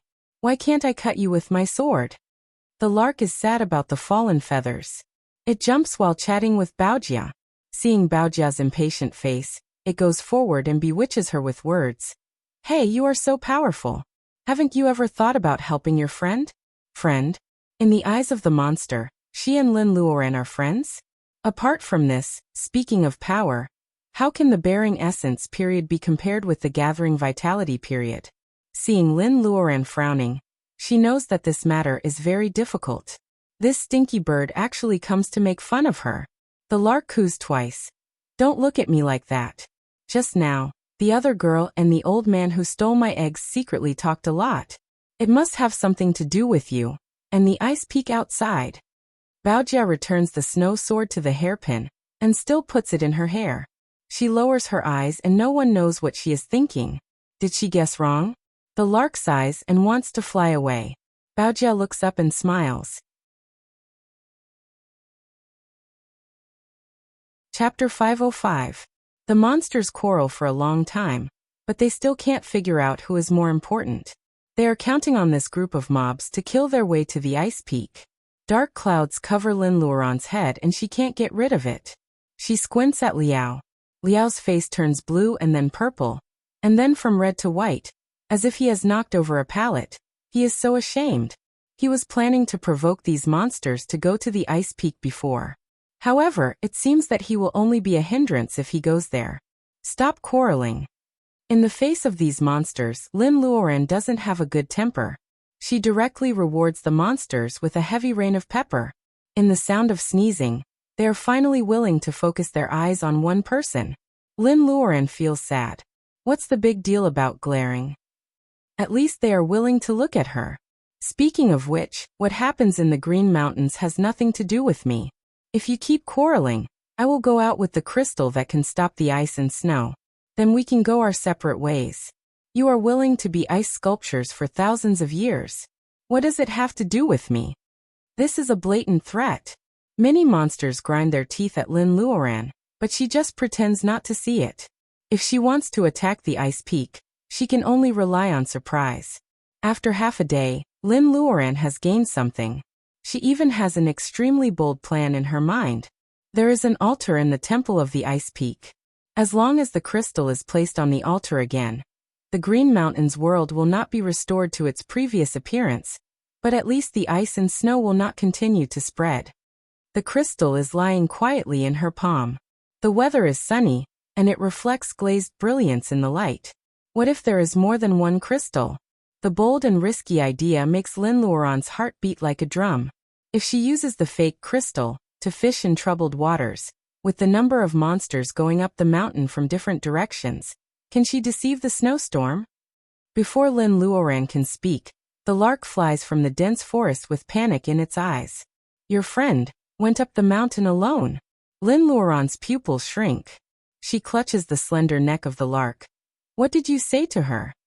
Why would Baojia go to the ice peak alone? She was guarding the light gate. Where did Baojia go?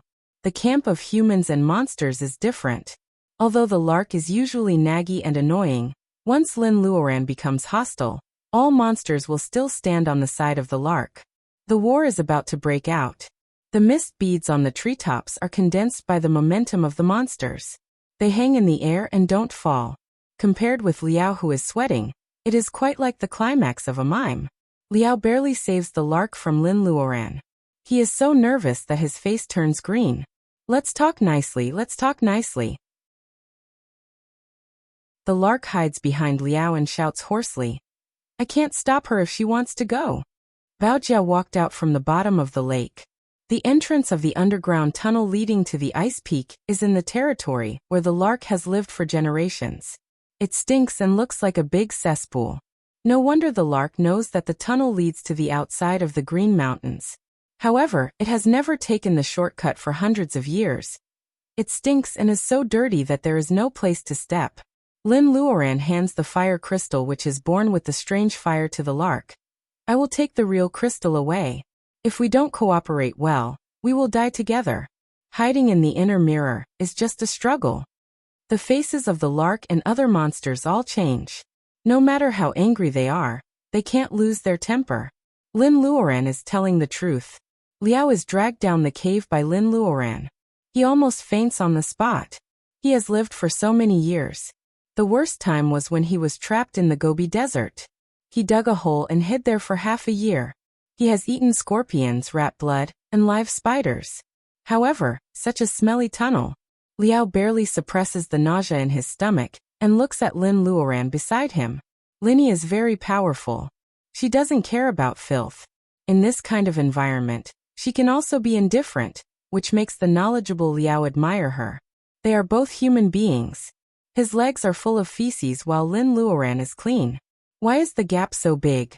Liao finally finds the light covering Lin Luoran's body. She is not stepping on the ground at all. Liao pinches his nose and admits defeat. He secretly despises cultivators for 100 times. However, Lin Luoran suddenly hands him a plant similar to golden grass. What is it? Chewing it. Otherwise, are you sure you can walk there? Linny is a good person. Liao grabs the golden grass and throws it into his mouth to chew. It tastes sweet, sour, bitter, spicy, and salty. His nose is full of tears. He points at Lin Luoran but can't say a word. Lin Luoran is not in a good mood. She only cares about hurrying on the way. She has no time to comfort Liao's fragile heart. Liao feels sorry for himself for a while. When his exploding taste buds calm down, his mouth is numb. This is not a spirit herb. It is clearly a poison. However, his nose is so irritated that he can't smell any odor at all. When they go far, the smelly tunnel is actually a different world. Maybe they are under the ice lake. The tunnel is damp and cold, but the light of treasures is shining. They are inlaid with many gems of various colors. Lin Luoran doesn't know if they are left by a lark who loves money. Any one of them can be auctioned at a sky-high price on the earth before the new era. The timing is not right and it is not a spirit stone. Lin Luoran doesn't even bother to lift her eyelids. Liao can't enhance his personal ability. Spirit stones are useless to him, let alone ordinary gems.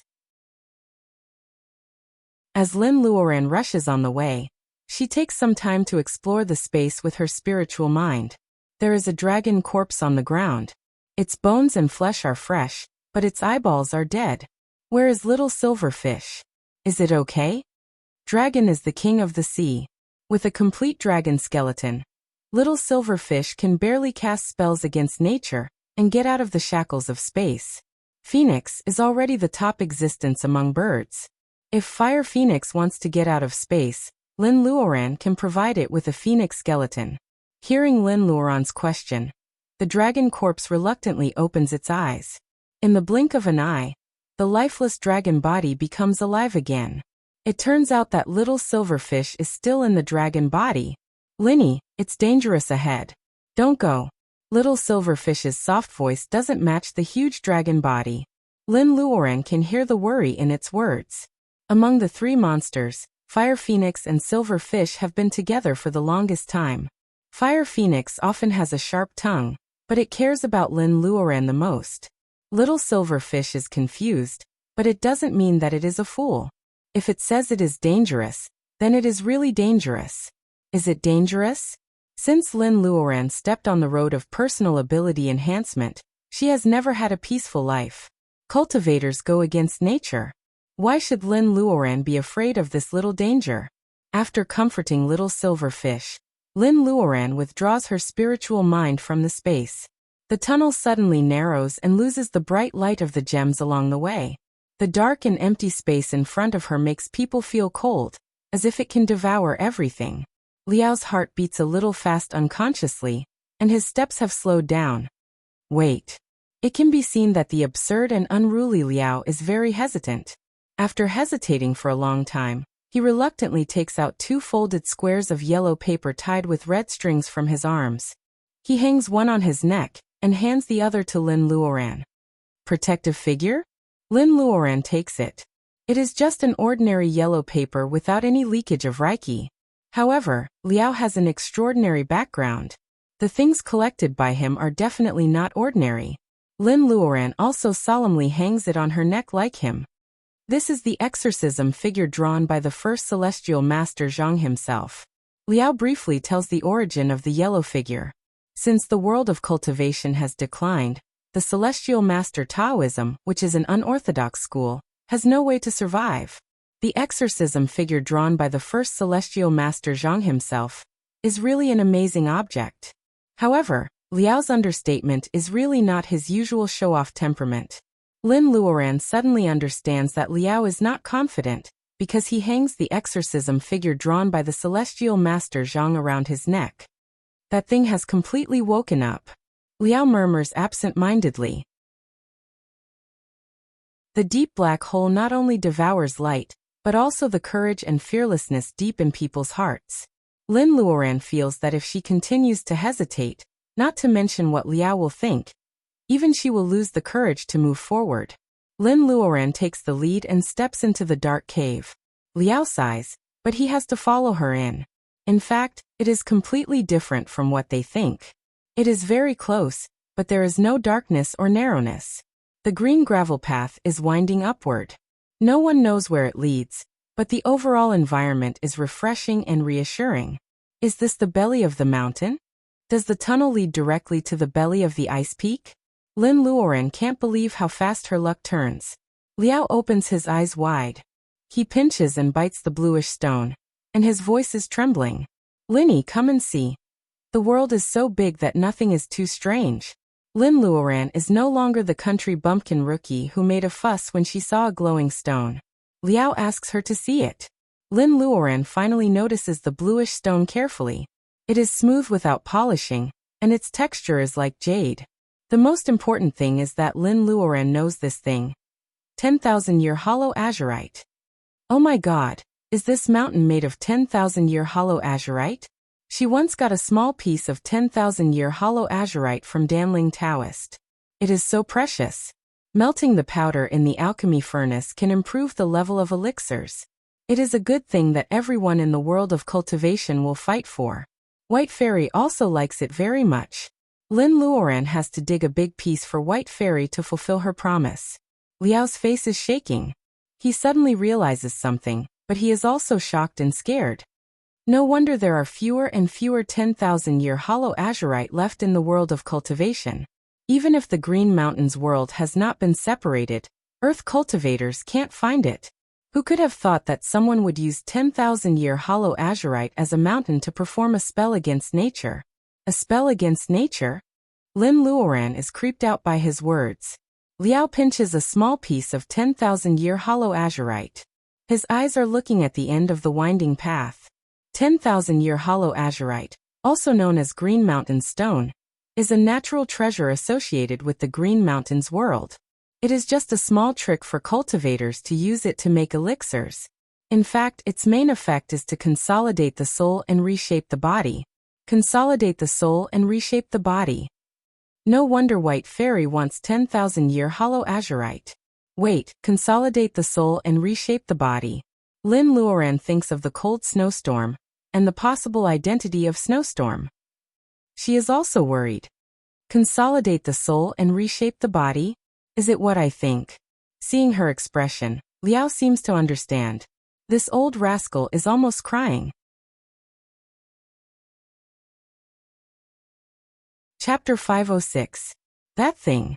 Thinking of the ferocious ancient existence, Liao and Lin Luoran both guess that blizzard is Chiyu, but they don't want to say it directly. They all use that thing instead, as if it will disturb something if they call it by its name. Resurrection is also evil in the eyes of cultivators who fight against nature. Cultivators can reincarnate and reincarnate. These two situations are not common, but there are precedents in the world of cultivation. Resurrection was the only way. Just thinking about it made him feel uncomfortable. Resurrection is not rare. Zombies in Wuxia folklore are mortals buried in the land of evil after death. Their corpses come back to life and become monsters living on livestock and human blood. Of course, there are many high-level zombies with intelligence, but they will never be the same as the person buried in the soil before. If the blizzard in the temple is really Chiyu, Lin Luoran doesn't care whether the ancient fierce god wants to resurrect or not. However, if the price of resurrection of blizzard is to turn the Green Mountains into a world of ice and snow and even spread to the earth, Lin Luoran can't just sit back and do nothing. More importantly, blizzard still holds Cyan Little Fox as a hostage. Maybe there is also a reckless Baojia? Does it gather all the 10,000-year hollow azurite in the Green Mountains? Every moment she stays in such a place can nourish her ocean of consciousness. However, she can't stay in such a good place for healing for a long time. Lin Luoran's feeling at this moment is like seeing a bowl of iced black plum soup in the hottest days of summer. She wants to drink it to quench her thirst, but unfortunately, she is suffering from menstrual pain. Let's go. What else can she do except to sigh about her bad luck? Seeing that Lin Luoran is not afraid, Liao also looks less serious. He comforts Lin Luoran. In fact, the situation is not so bad. If it really comes back to life, it won't let us go to the belly of the mountain. Lin Luoran nods. Liao has the same idea as her. They were just in a panic just now. Lin Luoran has already taken a step, but she suddenly stops and mutters to herself. Is it too wasteful? What is wasteful? Of course, it is this 10,000-year hollow azurite mountain. Since it can consolidate souls, it should be useful for White Fairy, Fire Phoenix, Silverfish, and Wood Wolf. It is also a good material for making elixirs. There is no reason to waste it. Uncle Liao, do you think it knows we're here? Liao really wants to deny it against his conscience. However, he and Blizzard have met face to face. It is not easy to escape. With that thing's ability, they have gone deep into the mountain. How can they completely avoid its eyes and ears? While talking to herself, Lin Luoran has already taken out her flying sword and dug dozens of cubic meters of 10,000-year hollow azurite into the space. Bah, it would be a waste not to take it. Otherwise, they would die in the Green Mountains. If everyone could go back alive, these were all profits without any cost. The spaces several people saw the 10,000-year hollow azurite thrown in like it didn't cost anything, and their eyes turned scarlet. The Fire Phoenix hissed, "Good stuff, good stuff." With so many 10,000-year hollow azurite, the Fire Phoenix feels that it has a bright future. Besides, its fate has been linked with Lin Luoran for a long time, so it doesn't care about hiding. It transforms into a fire mirror and sees the piles of 10,000-year hollow azurite outside the space. The fire phoenix is already drooling. Unfortunately, its saliva is like a stream of fire. It burns Lin Luoran's medicine seedlings. Seeing that Lin Luoran is about to get angry, the fire phoenix quickly diverts its attention. It points to a certain direction in the fire mirror and makes a gesture with its mouth. Lin Luoran looks at the direction it is pointing at. After thinking for a moment, her spiritual mind leaves the space. Seeing that Lin Luoran's eyes are red from digging, Liao touches the motionless exorcism figure on his neck. He is also very dissatisfied with the current situation. Only a fool would give up such an opportunity. He takes out a miniature copper hoe from his arms and extorts a few top-grade spirit stones from Lin Luoran to inlay it. With whack and running, the copper hoe is unstoppable. Its digging speed is even faster than Lin Luoran's. The copper hoe is powered by spirit stones.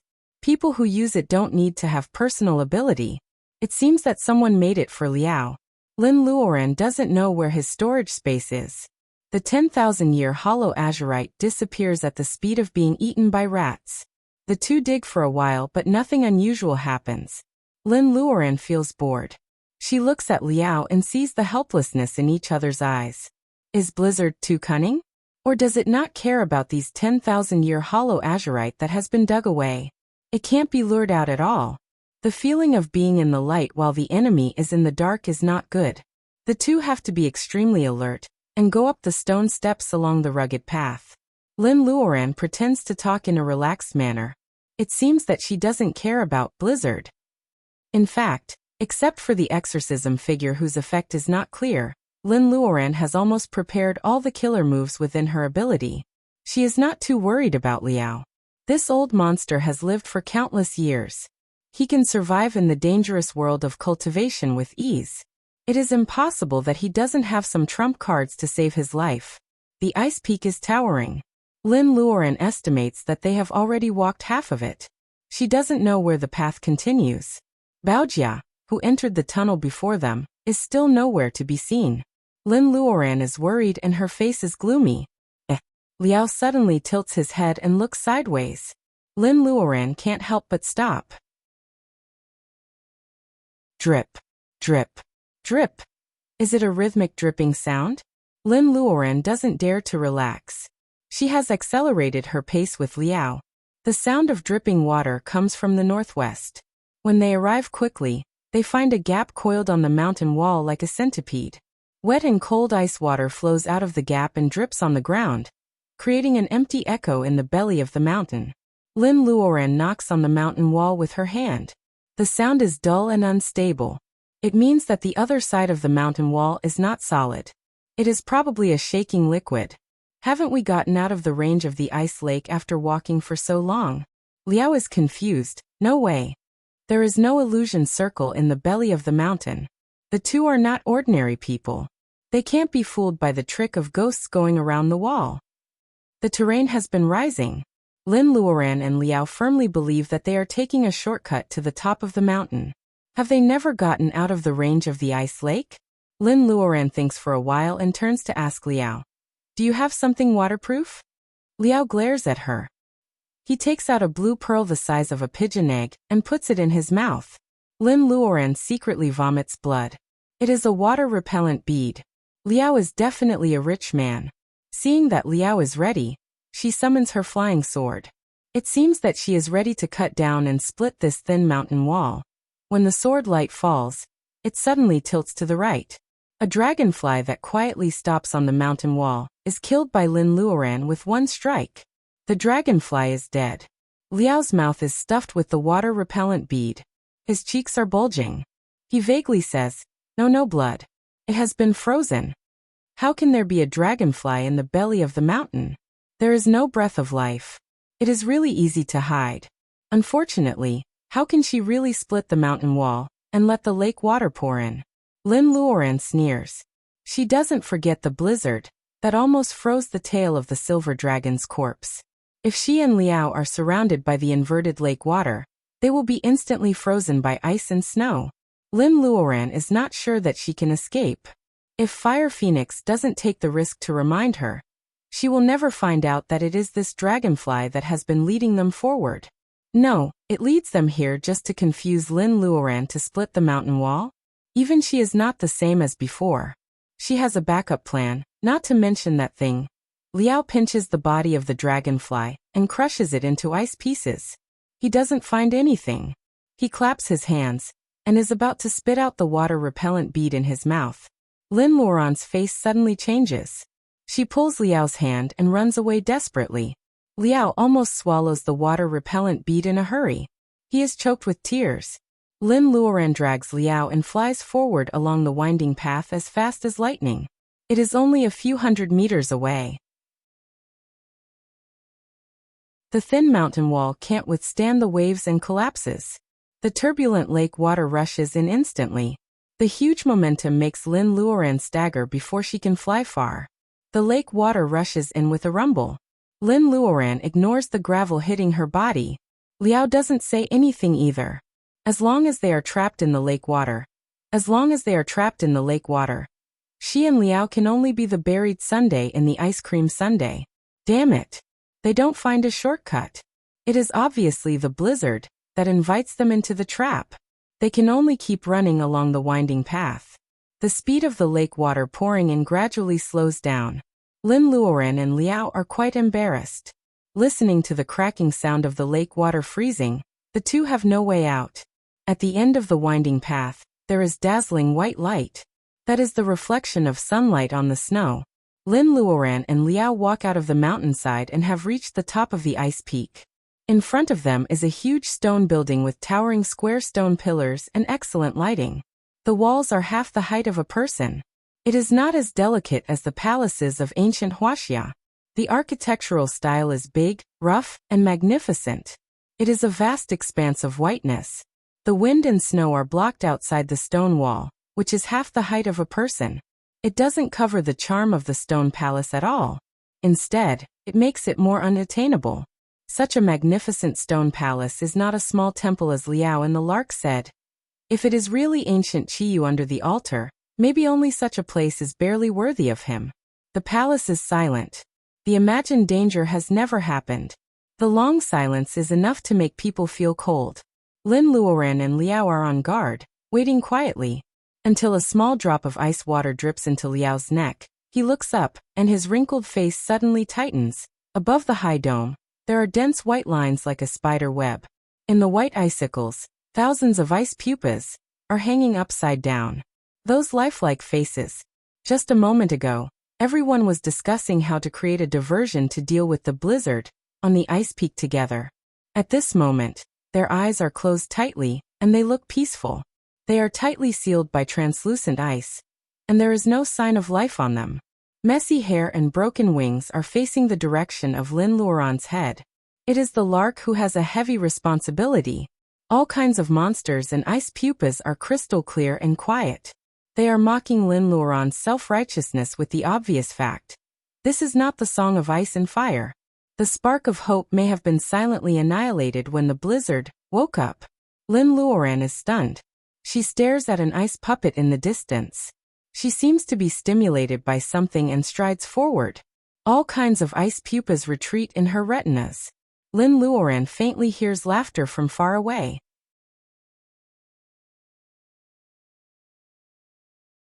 Chapter 507. The laughter comes from far to near, intermittent. The gloominess can't hide the deep complacency. Lin Luoran runs in the vast stone palace. She looks at the ice pupa far away. No matter how close she gets, it always keeps a relative distance from her. Is the ice pupa moving or the stone palace turning?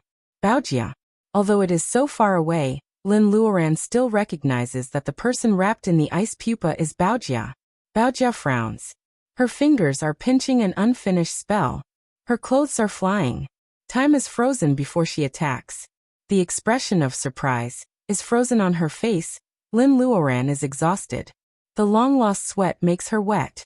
When she finally comes under the ice pupa, she smiles unconsciously. She has to put Baojia down. Lin Luoran jumps to cut off the spider silk and catches the ice pupa. Her fingers are a little stiff when she touches the ice directly.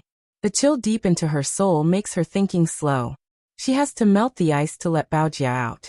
Lin Luoran has a lot of flames. Cultivator's true fire. Fire spells that can use fire reiki between heaven and earth. Fire phoenixes, fire of nirvana, and the wonderful word fire taught by the great truths. Which one should she use? The strange ice can freeze people's thinking. The first 3 kinds of flame seem not to be able to deal with it. Lin Luoran meditates on the strokes of the word fire. However, in this ice and snow day, she is surrounded by coldness and exuberant water reiki. She can't feel the word fire at all. She can't even pick up the pen to draw the word fire. Beads of sweat slide down her forehead, pass her nose, and drip on the ice pupa with a sizzling sound. Lin Luoran's thinking is slow. She hasn't figured out why sweat can melt the ice. The next moment she is surprised. Baojia in the ice pupa struggles to open her eyes. It's so cold. Baojia is still alive. Lin Luoran lowers her head to listen to Baojia's voice. Through the ice, her friend's voice is so low that she can barely hear the word cold. How can she not be cold when she is wrapped in ice? Help me. Luo Luo. Luo. Lin Luoran hasn't heard anyone call her Luo for more than 300 years. Her sluggish thinking has a flash of inspiration. Is it a blessing in disguise for Baojia to recover her memory? This possibility bewitches Lin Luoran. She cries out of frustration. Her tears fall on the ice pupa. What should she do? She still can't write the word fire. Fire Phoenix will help her. Lin Luoran wants to explore the bead with her spiritual mind, but she can't do it in a panic, which makes her more anxious. Don't worry, I will save you. Baojia's voice is getting weaker. Pearl. Could the bead save Baojia? Lin Luoran touches the ice pupa. In a panic, she even wants to take the bead off her wrist. The faint laughter rings again. Lin Luoran sweats profusely. She doesn't see that Baojia, who has been moaning in the ice pupa, slightly raises the corner of her mouth, showing a sarcastic and proud smile. No. You can't take off the bead. Who is shouting? Lin Luoran frowns. The bead is not very obedient, and so is the fire phoenix. She can't save Baojia. She has to take it off. There is a small group of red light on her chest, which is particularly warm. Lin Luoran is confused for a moment. Something is repelling the chill, and she slows down her movements. The red light is getting brighter and brighter, illuminating Baojia's face in the ice pupa. Lin Luoran sees the smile that hasn't been taken back clearly. A string in her mind suddenly tightens. In the raging fire, Lin Luoran subconsciously retreats. With a light crack, Lin Luoran retreats to the gate of the stone hall. She doesn't wake up until she is blown by the roaring cold wind. She sighs slightly, but she can't hide her disappointment. The stone hall is real, and the ice pupa above her head is real, but the Baojia, who remembers her, is fake. Lin Luoran looks at the floating snowstorm, not far away, and the horror penetrates into her bones. A piece of black paper figure falls on the stone slab in front of the snowstorm. The red string is broken. Lin Luoran has understood what happened in an instant. If it weren't for the exorcism figure, that works at the critical moment, she might have given her most mysterious trump card to the enemy. Liao is still giggling in place. She doesn't know what kind of illusion he is in. However, the exorcism figure on his neck is firmly hanging. It seems that he can still hold on, and is not in danger.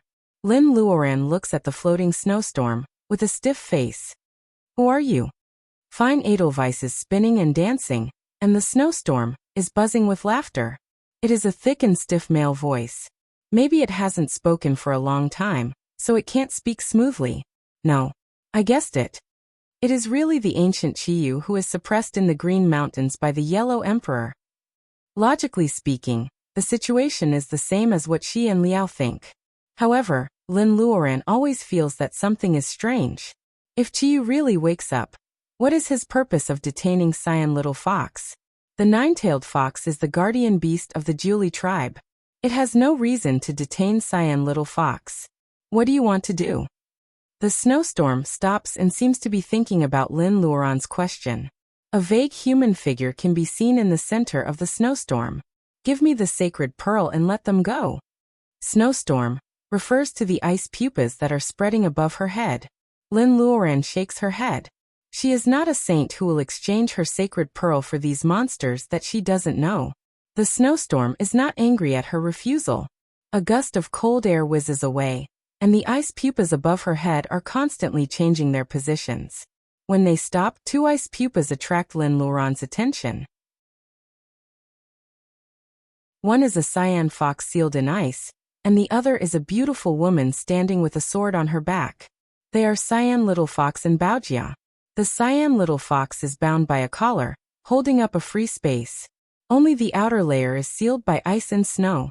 Hearing the noise, it opens its eyes reluctantly. Seeing the scene in front of it, its eyes are full of joy and worry. Baojia's eyes are closed tightly. Lin Luoran can't tell whether she is dead or alive. The snowstorm buzzes. Exchange for the sacred pearl, sacred pearl. Lin Luoran touches her wrist. Chiyu has her lifeline. He threatens her with Cyan Little Fox and Baojia to exchange for the sacred pearl. The sacred pearl is a rare paradise for cultivators. But what can it do for Chiyu who only has his soul left? Lin Luoran remembers the faint laughter and frowns. You are not Chiyu. Who are you? A pair of eyes falls on Lin Luoran, through the flying snowflakes. The eyes are especially reluctant to part with the sacred pearl on her wrist. Miss Lin, it's been a long time. The rough male voice turns into a female voice. Just like the laughter at the beginning, it sounds familiar. Miss Lin, in her memory, someone has called her like this. Because it is too special, Lin Luoran thinks for a while and stares at the snowstorm, in disbelief. Are you Sakurako Asada? Lin Luoran frowns deeply. Thinking of several Nihanese who disappeared with Cyan Little Fox in Weifang more than 300 years ago, she is more sure of her guess. The female voice is indeed Sakurako Asada. Lin Luoran thinks they must be dead. Unexpectedly, Sakurako Asada seems to have a different situation. Now she is neither human nor ghost, but also very powerful. Lin Luoran can't help but breathe a sigh of relief. It is easier to deal with Sakurako Asada, who has only 300 years of cultivation, than to face ancient Chiyu. There is only one thing that doesn't make sense. Why does Sakurako Asada want the sacred pearl? After Lin Luoran calls out the origin, the flying snowflakes gradually calm down. A woman with ice skin and snow skin, white hair and eyebrows, and even silver pupils appears in front of Lin Luoran. The face of the snow girl is the same as that of Sakurako Asada. Lin Luoran still feels strange. That is the intuition that she has cultivated for hundreds of years. No, if this is Sakurako Asada, who suppressed her under the altar of the temple. Cyan Little Fox is not so stupid that it dealt with Sakurako Asada, and then released her in person. Time flies so fast. I haven't seen you for more than 300 years. Miss Lin, you are still as beautiful as before. The snow girl holds her skirt and smiles. Her expression is gentle. Her tenderness is the characteristic of Japanese women. The sweat on Lin Luoran's body has evaporated. Her eyes wander from the ice pupas wrapping Cyan Little Fox and Baojia, and finally fall on the snow girl's face. Her eyebrows and eyes are vivid. Every frown and smile is the rebirth of Sakurako Asada.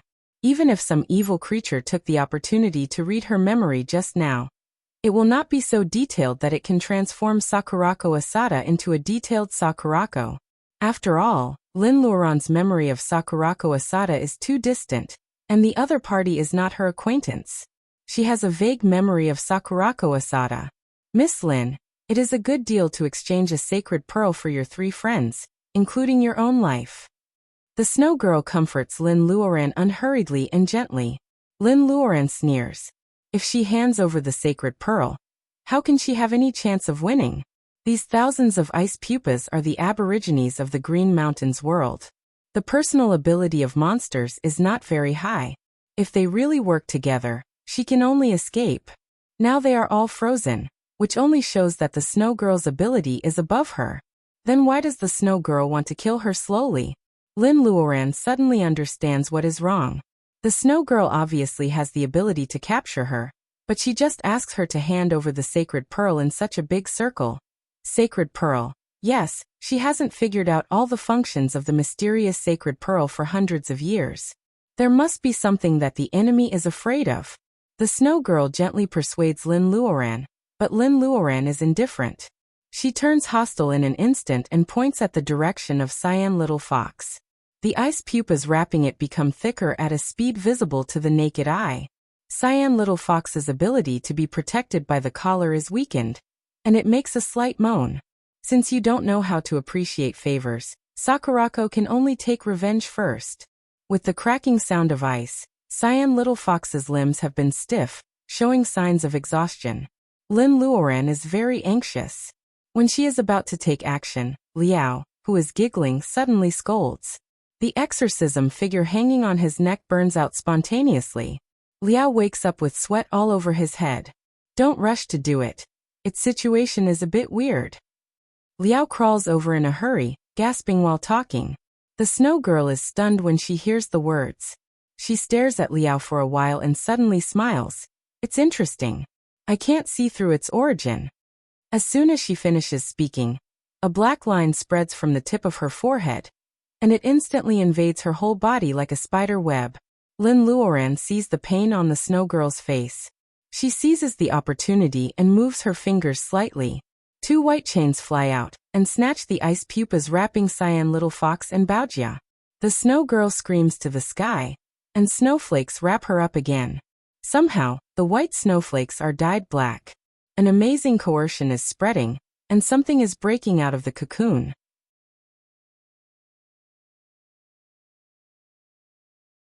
Chapter 508. The path of cultivation had always been a struggle against the heavens, and the opposite of struggle was the word escape. For cultivators, going against the flow is normal. If they are infected with escape, no matter what the reason is, once there is fear in their hearts, their state of mind will stagnate. However, if they are disturbed by the devil inside when advancing, they will be seriously injured or even killed. The reason why Lin Luoran has the idea of escaping is that the unknown existence that is about to break out of the cocoon exudes amazing coercion. She has never seen such a thing in more than 300 years of cultivation.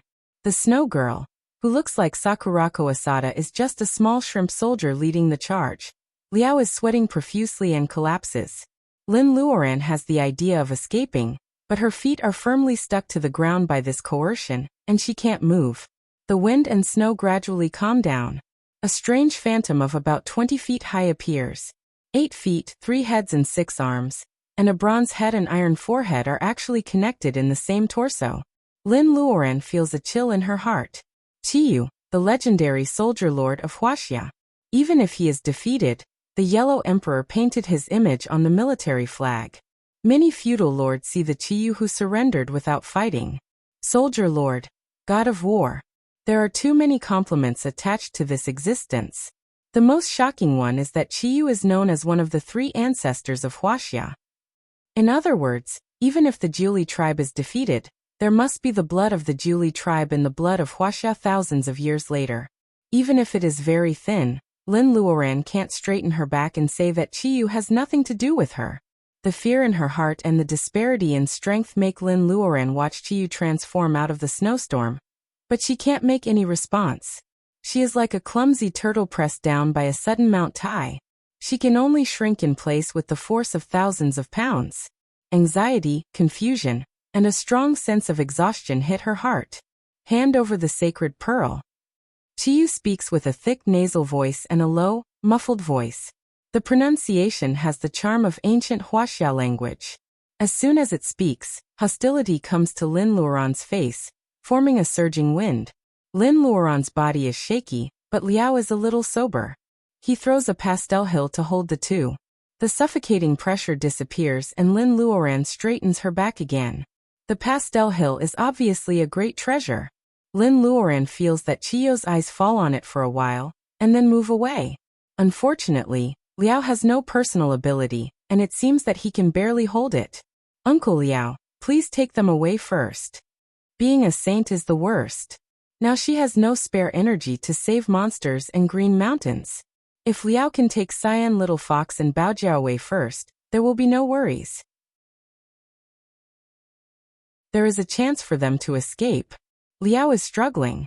His smile is uglier than crying. In the current situation, how can Qiyu let anyone go if he doesn't achieve his goal? You'd better hold on to that beat of yours. We can still hold on a little longer. The pastel hill can calm the wind and calm the mind. However, Liao's intuition tells Qiyu that it is the so-called sacred pearl. Lin Luoran is worried. Sacred pearl, sacred pearl. What other functions does the sacred pearl have? She doesn't know at all. The bitterness of life is that you think you are the protagonist with a halo and a plug-in. However, your life is full of troubles. It forces your mind to be twisted, and you have to develop into a villain. You think that personal ability is the same as farming. However, one instance after another tells you that this is the same as leveling up. Leveling up is fine. But why do you have to fight bosses of higher ranks every time? It's okay to fight with higher ranks. Her teammate Liao is obviously a man with divine weapons, but his personal ability is at level 0. He is not a shepherd, a man nor a sword. And she has to shoulder the safety of 3 teammates. Can she concentrate on fighting the boss? The seemingly powerful Fire Phoenix and the mysterious Wood Wolf often look at the sky at a 45-degree angle. Hush, they can only watch. They can't even get out of the space. The only one who can help is the confused little silver fish. Anyway, it has proved the Godhead and its ocean of consciousness is seriously damaged. It can't use any magical holy spells. The more Lin Luoran analyzes the strength of both sides, the more powerless she feels. Am I really going to die? Is it really useful to put the fire crystal back on the altar? Lin Luoran looks at the various kinds of ice pupas hanging above her head with a complicated expression. In front of absolute strength, tricks and opportunism are really useless. Now she can only take a risk, right? Uncle Liao, you have to hold on. Qiyu has a bad temper. He is 20 feet tall and looks like a towering hill. He is very dissatisfied with Lin Luoran's performance. His body is full of hostility. The ice pupas closest to him are the first to suffer. A bear monster, a horse-headed human-faced beast, a phoenix-tailed butterfly. Ice pupas fall from the top of the hall. They are twisted by the hostility and fall to the ground and break into ice dregs. Ice dregs are all over the ground. Even the heartless Liao feels cruel. These monsters he has provoked can never come back to life. Ice pupas fall to the ground and break one after another. Lin Luoran closes her eyes to calm down. If she can't feel any fire, she might as well go with the flow. She looks at the sky full of ice and snow. There is wind, rain, ice, frost, and snow.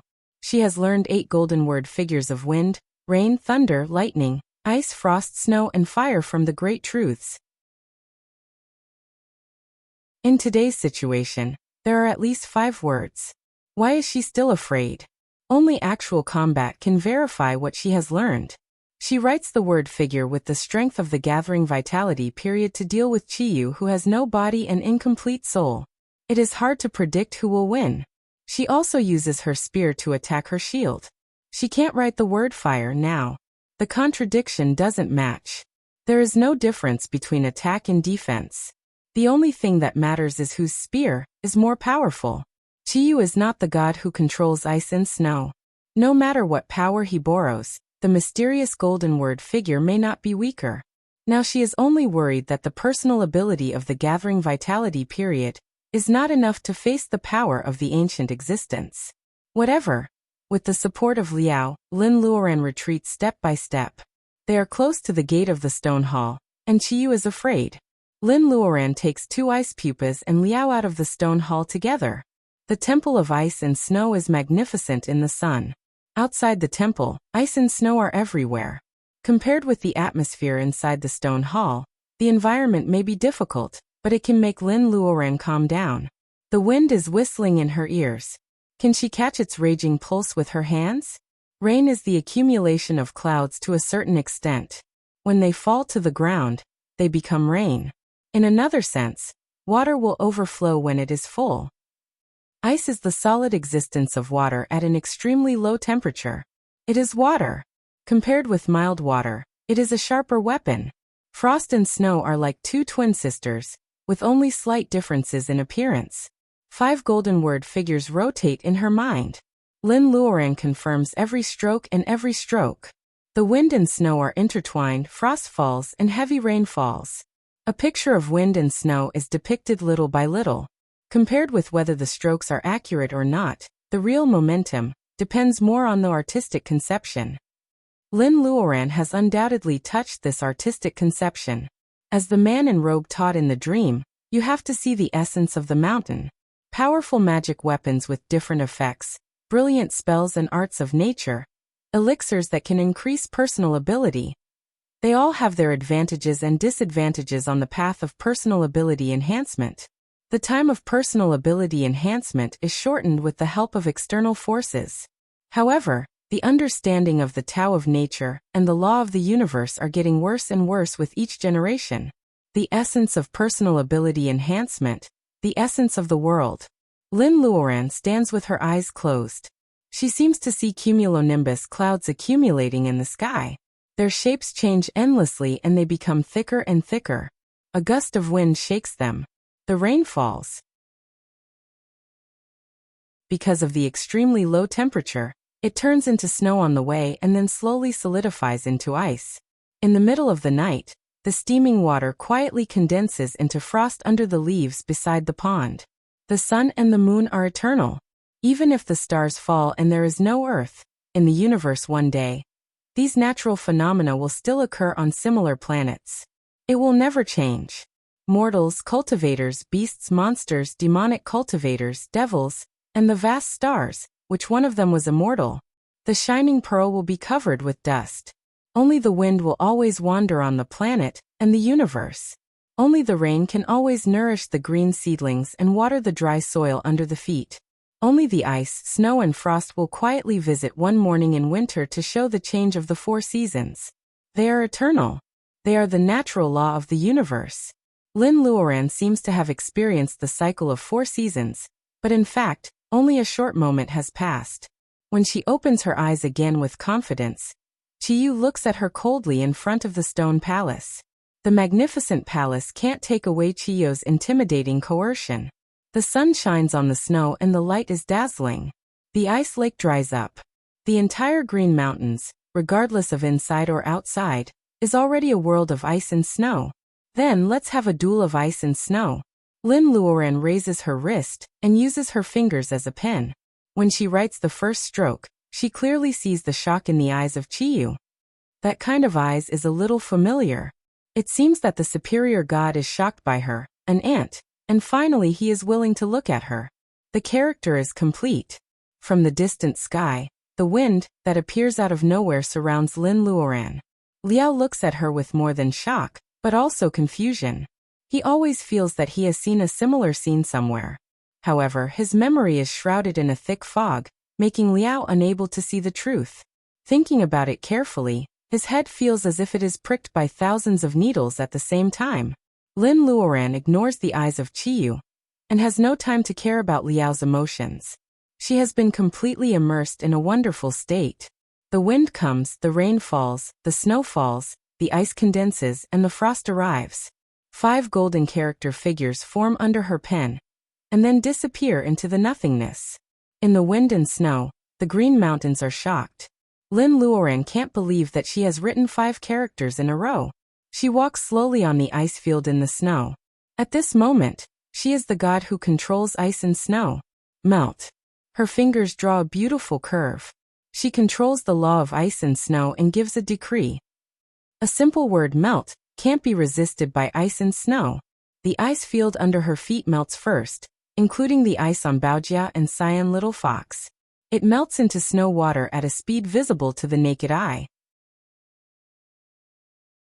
The thick layer of snow melts. The land under her feet is originally blue. The colorful flowers that are rejuvenated are the wishing flowers that represent hope in the Green Mountains. In the boundless ice and snow, this touch of green brings a little hope.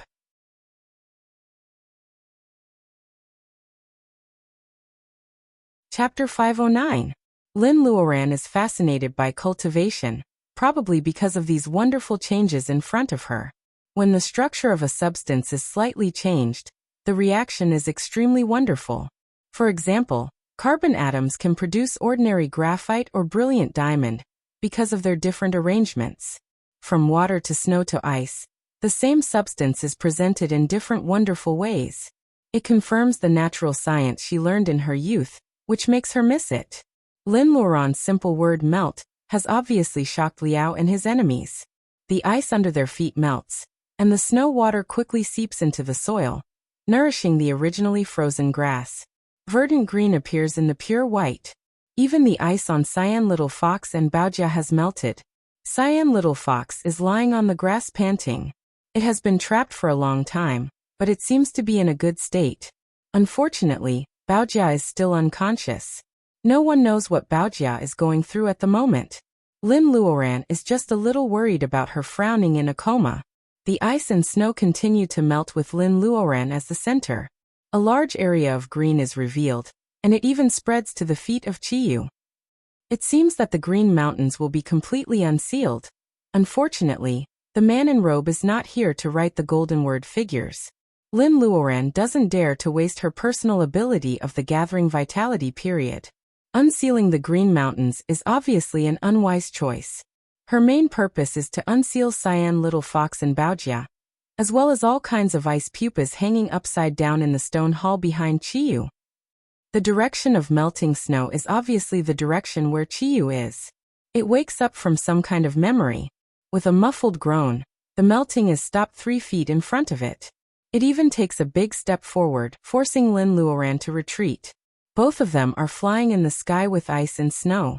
The difference is that Qiyu is surrounded by a mass of black, while Lin Luoran is surrounded by a mass of white. They are clearly enemies and allies. Hey, stupid fox, are you okay? Liao is distracted and kicks Cyan Little Fox, who can't get up for a long time. The fox grits its teeth and responds, "Animal trap. You actually used the animal trap to trap the 9-tailed royal family. You." Obviously, Cyan Little Fox is angry. Liao is a little embarrassed. "I made a mistake in a hurry. Please forgive me." Cyan Little Fox is so angry that it laughs instead. It knows that what Liao said is true. It happened suddenly at that time. If the animal trap had not been in a stalemate with the ice and snow, it would not have been able to stay awake for so long.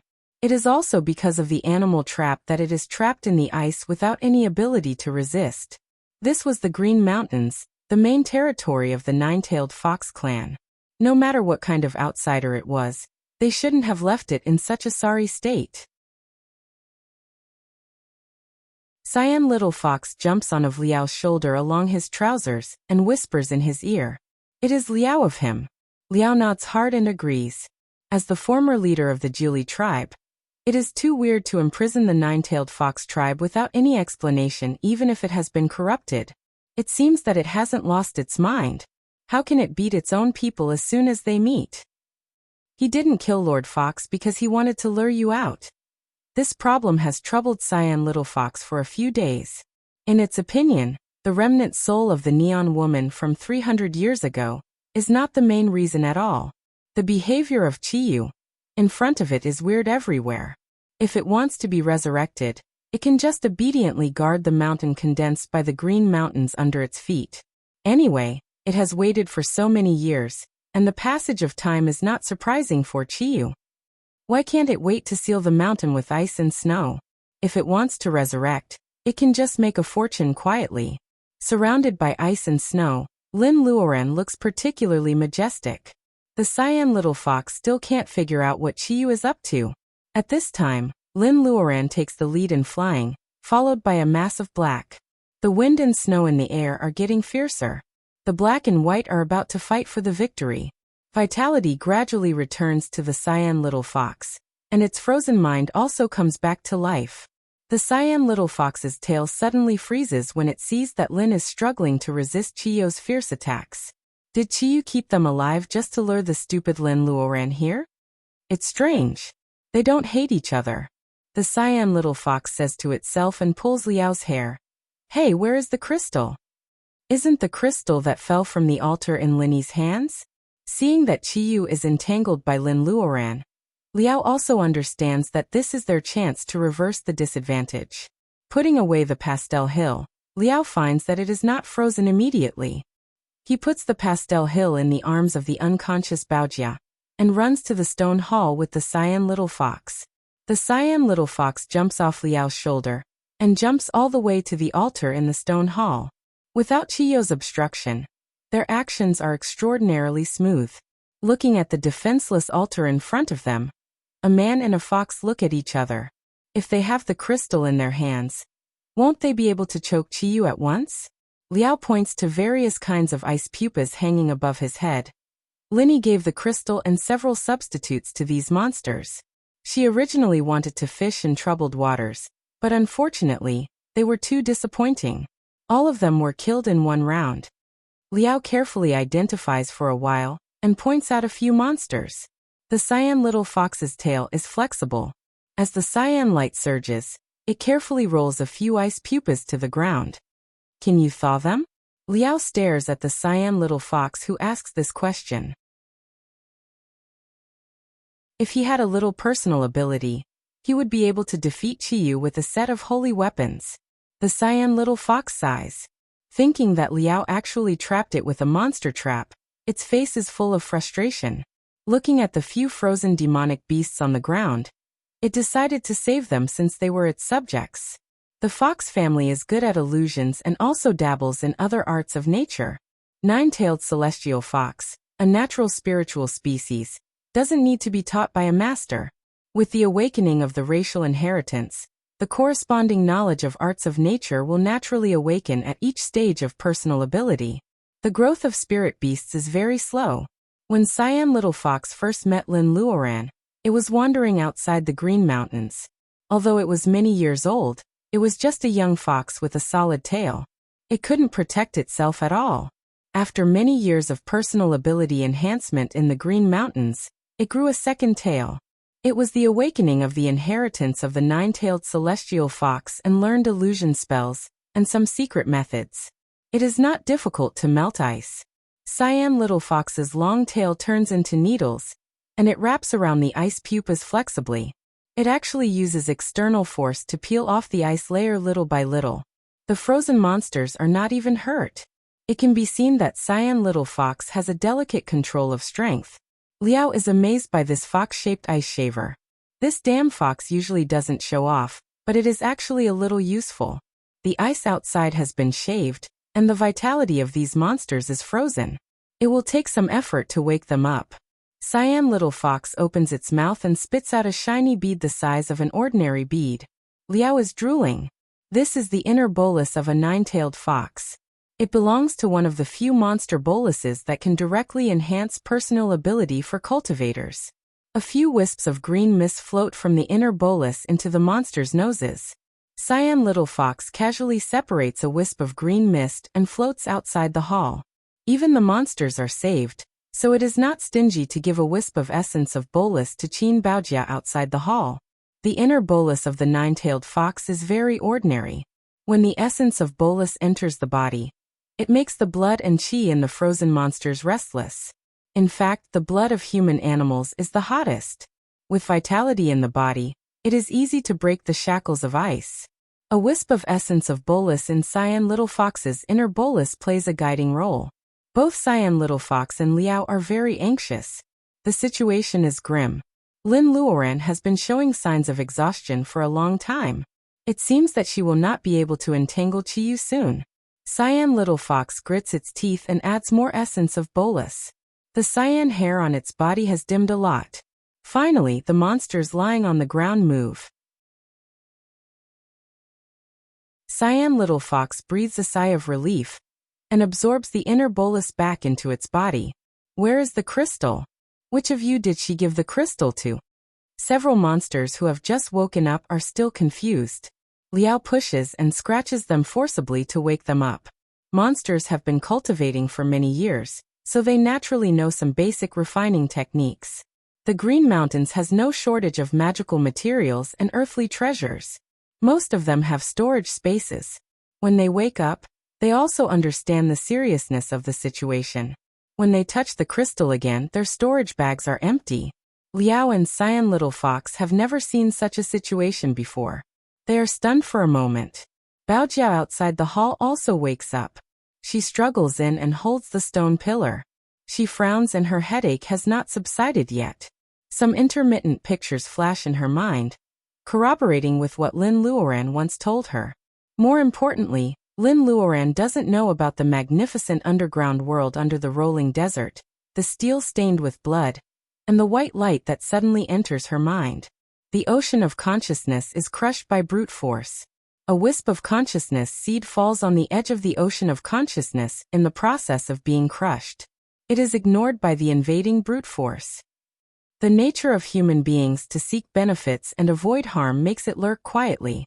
It secretly peeps at the invading brute force and waits for an opportunity. Two groups of consciousness share the same ocean of consciousness. It knows something about the invader. It knows that she is the saintess and wants to leave the earth. If this situation continues, this wisp of consciousness seed can gradually grow over time. It is not as good as the invader, but it is hopeful to complete the consciousness of Qin Baojia. However, the saintess tries to kill Lin Luoran. The seed of consciousness is shocked and struggles to resist. Its body responds to save its friend's life, but it falls into a deep sleep. The purpose of the yin-yang dust circle and the soul wood under the Qingqing Taoist temple is to nourish this wisp of consciousness seed and let it take root in the ocean of consciousness to find the former Qin Baojia. It is a pity that the earth has changed and the yin-yang dust circle is weak. Qin Baojia wakes up in advance. After experiencing interstellar wandering, she actually forms a new consciousness personality. The new consciousness personality suppresses the seed of consciousness. The memory belonging to Qin Baojia seems to be annihilated in the long river of time, until she enters the Green Mountains as Nolan. Until when Baojia is still sorting out some shocking memories, the lark on the other side has woken up. Liao never thought that Lin Luoran would be so bold to give the lark a real crystal. The bird is also smart. It gives up the convenient storage space and hides the crystal in its belly. It spits out the crystal at this time. The surface of the crystal is still warm. Cyan Little Fox and Liao are both overjoyed. The altar is also intact. After putting the crystal back, the situation will be much better. However, Cyan Little Fox is very scared of the altar. It encourages Liao to put the crystal there. Seeing that the crystal is about to return to its place, Baojia suddenly opens her narrow eyes. Wait! The picture in her mind is still very complicated, but Baojia reluctantly stops Liao. Is the familiar breath the reason for the Julie blood, mentioned by the lark? What about the breath that makes her afraid? When Liao is stunned, a mass of black snow has swept over and seized the crystal.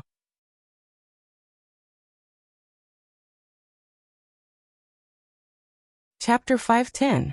Lin Luoran won't yell "Guard the altar" for no reason.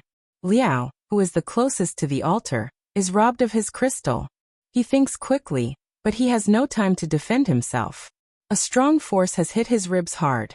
Liao is knocked into the air and hits a hard stone pillar. He spits out blood and curls up on the ground. No one knows whether he is dead or alive. Liao has no personal ability at all. Facing Chiyo's blow, he is probably dead.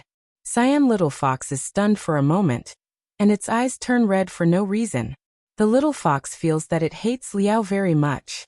When they first met, he threatened to roast it and eat it, which made it lose face in front of Golden Hawk. However, when it was in danger, Liao actually escaped by himself and used the animal collar to trap it. When life and death really come, Cyan Little Fox has the most intuitive reaction after several years of interstellar travel. As a noble nine-tailed royal, it almost cries. It looks at Liao, who is lying on the ground sadly. With red eyes, it makes a gesture with its two front paws. The gesture is extremely beautiful. After a flash of cyan light, the altar where Cyan Little Fox is, including itself, disappears in front of everyone. The illusion of the nine-tailed fox. Lin Luoran sees Cyan Little Fox's ability for the first time, but she doesn't look happy. Cultivator's keen sixth senses let her sense that Liao's breath is getting weaker. At that moment, Cyan Little Fox must want to save Liao. However, because of Lin Luoran's guard the altar, it launches the illusion of the fox family with red eyes. There is no better way to protect the altar than this. The altar is in that direction. However, the illusion of the fox family is powerful. If you don't step into the area, it will be empty. Once you step into the area of the illusion, What you can see and whether you can wake up or not depends on the cyan little fox's manipulation ability.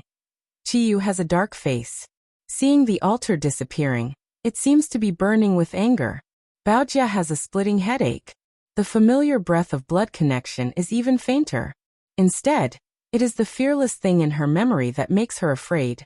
Lin Luoran steps forward to hold her. Baojia's body is trembling. The fear deep in her soul must make her feel like dying.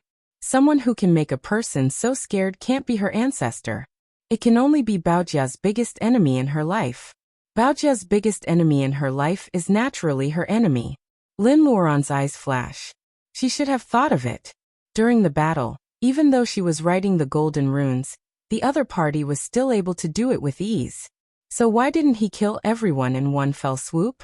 Chiyu seemed to be deliberately giving them a chance to carry out their ridiculous plan, under the absolute power. If the crystal was placed there, it would seal Chiyu. Would it still be so careless? Cyan Little Fox is caught, but Liao, who has no personal ability, escapes. He even sends a letter to her for help with a paper crane. This was a trap. Chiyu had been waiting for her to walk into it from the beginning. Lin Luoran originally couldn't figure out how the sealed ancient god of war knew the importance of the sacred bead. However, when Chiyu deliberately held back in the fight, the slight leakage of breath alerted her.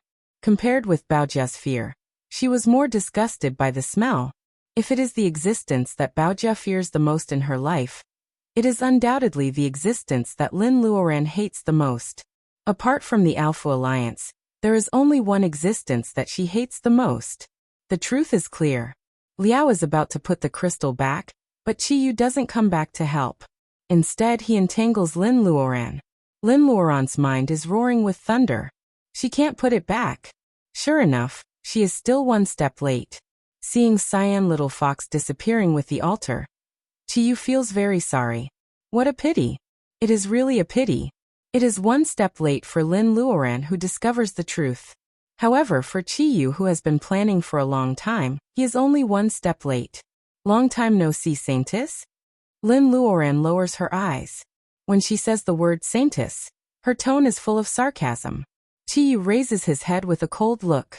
He is just like the Saintess of Jiuli tribe that she and Baojia are familiar with. It seems that in the eyes of the two female cultivators standing in front of him, no matter how much their personal ability has improved, no matter how many years have passed, they are still like ants. Don't you admit defeat? Admit defeat? If the word admit defeat exists in Lin Luoran's dictionary, she would have probably died in the blood pool in the underground palace of Jinling. Countless evil spirits corrode her flesh and blood, and then her bones are reborn. The constant pain makes Lin Luoran, who used to be cowardly in the face of betrayal and fate, completely die. Even if fate plays tricks on people and makes her fall into the hands of the fake Saintess again, why does she always ask her to admit defeat? 300 years have passed, but the fake Saintess is still arrogant. No matter she is a mortal or a cultivator, does the so-called Earth Aborigine really have to be so humble? She will never admit defeat. Never. The black wind and snow dissipate. The face of Chiyu with 8 feet, 3 heads and 6 arms, and a bronze head and iron forehead is blurred. The fake Saintess doesn't bother to pretend anymore, and shows her real body. Maybe this is the appearance of the fake Saintess's first host body after coming to the earth? She has upturned red phoenix eyes, a straight nose, plump red lips and flawless facial features. Her red dress is like fire, proud and dazzling. She is the most dazzling flame in the world. She is not the most beautiful woman Lin Luoran has ever seen, but she is the first woman that people will notice even if it is a galaxy beauty contest. She is so dazzling that people can't move their eyes away. Baojia, who used to be arrogant, is a little like her. No wonder the fake Saintess wants to possess her body. Her first host body must be Hanba, the daughter of the Yellow Emperor. Lin Luoran is looking at the fake Saintess, and the latter is also looking at her. In just 300 years, the Earth has entered the Doomsday Era. This little female cultivator can still advance to the level of gathering vitality. Is it because she is so lucky? Or is she the chosen inheritor? The latter is very likely. In addition to the bead, The little female cultivator can also write golden word figures. The fake saintess covers her mouth and sneers. She will know the truth soon anyway. Her eyes fall on the bead on Lin Luoran's wrist. She has seen the bead before. When she was trapped in the desert by the god Whipping Whip again. She recalled the long-ago picture from her memory. Unfortunately, she was in a hurry to leave the earth at that time, so she didn't connect this bead with that bead. She gave up a chance for nothing. However, a mere few hundred years was nothing to an existence like her. The most important thing now is to completely occupy the power that belongs to Chiyu. The fake saintess looks at the crystal in her palm. As long as she puts the crystal back on the altar, the last thought of Chiyu will disappear in an instant. The simple and honest young man who once smiled at her in the distant prehistoric era will really disappear from the world forever.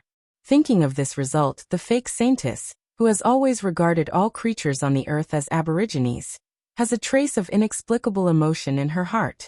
She thinks that she must have stayed on the earth for too long, so she has been infected with the ridiculous reluctance virus of earthlings. Her eyes are full of charm. Seeing the two vigilant little female cultivators, she suddenly feels a little funny. 300 years ago it was these two people. 300 years later, they are standing side by side in front of her again.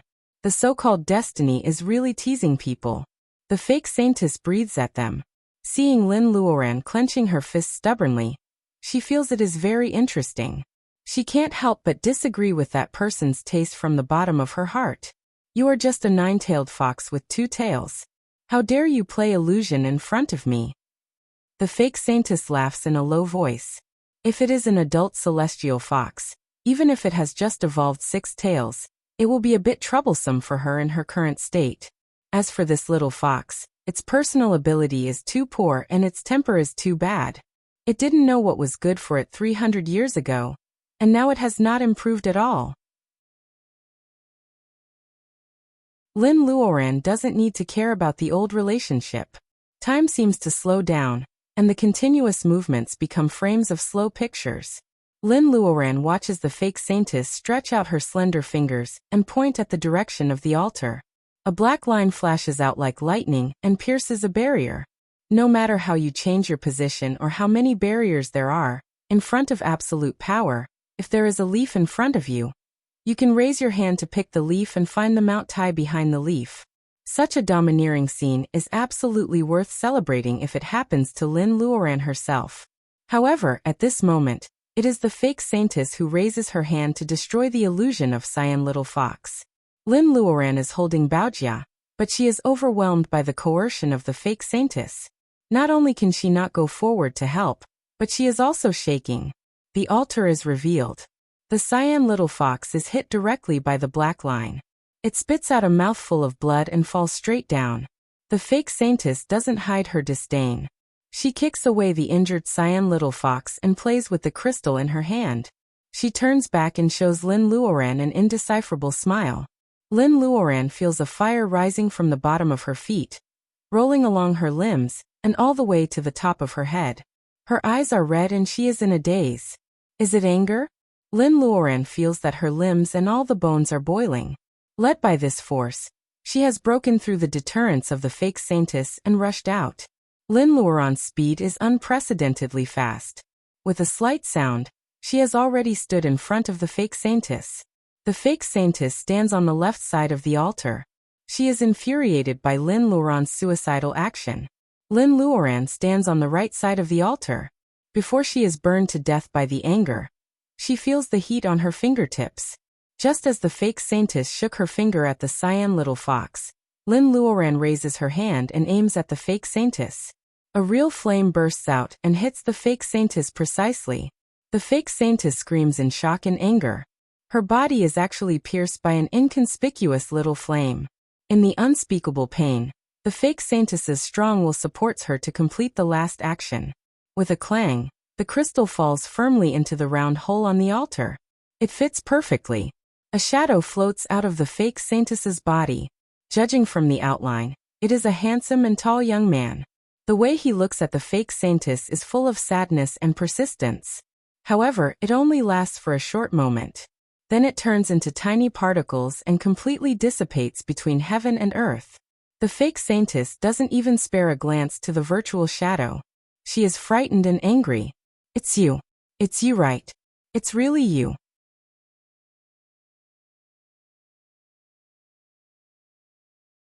Chapter 511. The crystal returns to its place. Although Chiyo's soul is gone, the spreading trend of ice and snow really stops.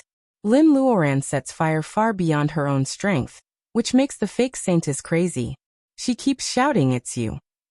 However, the result of exceeding her level is that Fire Phoenix's body becomes translucent for a moment in the space, except for her own eyes that are distracted.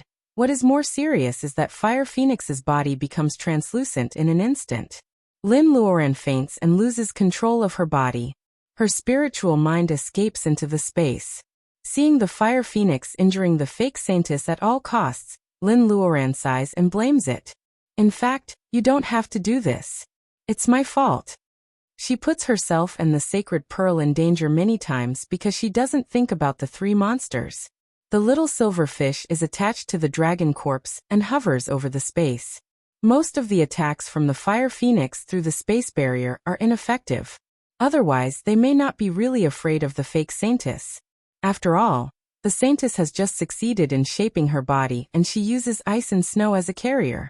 The Fire Phoenix is her natural nemesis. It is the first time that Lin Luoran's spiritual mind is forcibly absorbed by the space. She is worried that her physical body left outside the space will be destroyed. In that case, she can only choose to start all over again after hundreds of years of hard work. It's you, isn't it? Why don't you come out?"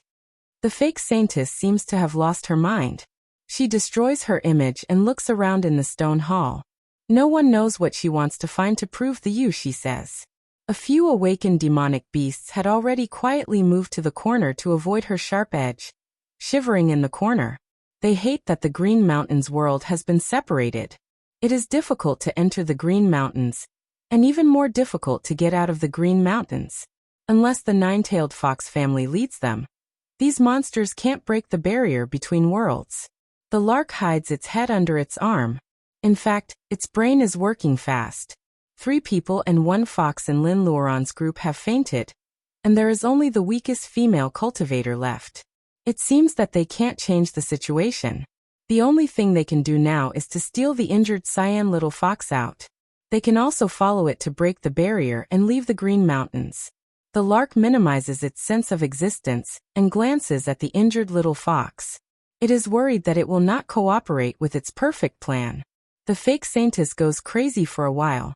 She doesn't find the person she wants to find. She is disappointed and angry. She rushes to Lin Luoran, who is unconscious on the ground. "Since that's the case, you should appear after I kill your successor, right?" She no longer wants the bead's approval, nor does she want to test it again. She really wants to kill it. Baojia, who had been fighting with fear in herself, suddenly looked up and made a sharp sword move without thinking. The snow sword is a grade 5 magic weapon. A full blow from a bearing essence cultivator can flatten a mountain. However, the fake saintess doesn't even look back. She catches the flying sword with her backhand. 2 slender fingers exerted a little force, and the blue light of the snow sword dimmed. She threw the flying sword away, and there were 2 clear finger marks on the sword. The flying sword is closely related to the cultivator. Baojia is a sword cultivator. Her flying sword is badly damaged. She groans and blood spills from the corner of her mouth. Unexpectedly, Snow Sword is caught and thrown away. Baojia arrives later. She holds back her anger and grabs Lin Luoran into her arms. She takes the opportunity to bite the tip of her tongue and use the blood as a medium to escape in an instant. Blood escape. It is several times faster than the escape of the 5 elements. It is not difficult for cultivators to learn the blood escape. The difficulty is that it is not easy to replenish the blood and vitality consumed by the cultivator after using the blood escape. Only the blood escape can catch the fake saintess off guard and grab Lin Luoran. Lin Luoran sees everything clearly in the space. She is very anxious, but she can't return her spiritual mind to her body. In a snow mist, Baojia takes her away. The fake saintess snorts and chases after them. The lark and several monsters in the stone hall look at each other. They can't believe that they actually survived. The lark shakes its neck and boldly goes forward to check the cyan little fox's breath. It is a little surprised and signals to take the cyan little fox to escape together. Of course they can't go outside, but they can still walk in the tunnel of the lark. The ice pupae hanging upside down on its head begins to melt. Most of its kind, which has been with them for hundreds of years, are still alive. The lark is very relieved. It doesn't want to take the risk of staying in the stone hall. God knows when the powerful woman will come back. Several monsters find the entrance of the tunnel and are about to leave. However, they see Liao, who is still alive. The lark asks the bear monster to carry him on its back, and they go down the tunnel together. The lark doesn't know that the tunnel has been frozen. It is full of confidence in its plan. On the other side, Baojia has already taken Lin Luoran across the mirror-like ice lake. Their figures are covered in the wind and snow. The fake saintess chases them out, but she can't find any trace. She finds many cold ice crows to ask. Under the effect of the secretary, they all become her eyes. They can clearly see where the ice and snow go. She doesn't worry that the two female cultivators will escape. However, the crystal is put back after all. The ice and snow in the sky will gradually melt. If it takes a long time, it will be bad for her. The fake saintess reconstructs the body of Hamba in the past. She was born to control fire. If she doesn't suppress it with the power of ice, the process of reshaping her body will burn her unprotected consciousness to death. It doesn't affect her image if the ice and snow dissipate. However, she feels a little full after swallowing and receiving Chiyu's huge spirit power. After dealing with the two little female cultivators, the first thing she needs to do is closed-door meditation. Time waits for no man. She determines a direction and disappears in the blink of an eye. She should have escaped hundreds of miles away, right? Baojia realizes that her spirit is not good enough. It is really an extremely extravagant behavior to use essence blood as a medium. What should I do? Lin Luoran tries many times, but her spiritual mind still can't go out. She is very anxious. Don't worry. Let me go out. The silver fish takes back its worried eyes from the direction of the cabin. Fire Phoenix is seriously injured this time. It is really afraid that it can't make it. Although it is worried, it still takes the initiative to go out because it and Lin Luoran are in the same boat. Attached to the dragon bones, it can go out of the space and has some skills of the dragon race. However, such a powerful secret method consumes its soul. If it can escape this time, its situation will be no better than that of Fire Phoenix. Lin Luoran looks at the burnt tail of the silver fish and nods with tears. She is only a shadow now. White Fairy pats her on the shoulder and gives her silent encouragement. Wood Wolf also wants to say something. It wants to say something several times, but it is the weakest and can't help at all. It is very depressed. I will go out with the silver fish. If we cooperate, we may be able to escape. After all, White Fairy once fought with the Black Shadow Venerable, a primitive monster. Since she can make the Black Shadow Venerable fall into her illusion at that time, she has some confidence to deal with Hamba. Lin Luoran shakes her head hard. She is strong-minded and her spiritual mind is powerful. I don't know how much stronger she is than the monster bat. You have no chance of winning. You may even be controlled by her. Don't go. It is confirmed that the fake saintess came to the earth at the end of the primitive era and possessed the body of Hamba. Her personal ability may be far lower than the primitive monster bat, but her spiritual mind is so powerful that the monster bat may not be able to catch up with her. White Fairy knows the situation, so she doesn't insist. The little silver fish has broken free from the space under Lin Luoran's gaze. What greets it is the freezing weather and Baojia's surprised eyes. The silver dragon suddenly appears and grows in the wind. Baojia is lucky that she doesn't cut it with her sword. Although it is huge, the silver dragon's eyes are very gentle, which makes Baojia feel at ease for no reason. Get on my back and I will take you away. The silver dragon lowers its head. After Baojia carries Lin Luoran up, it flies away in another direction. Although its speed is slower than the blood escape, it is stable and doesn't need essence blood. Not long after the silver dragon left with the two of them, A figure in red appeared on the snowy ground. The fake saintess appears in the same place and grabs a handful of wind and snow. She changed the direction of the wind. After chasing in the direction where the silver dragon flies for a while, the remaining breath in the air becomes thinner and the fake saintess stops chasing it.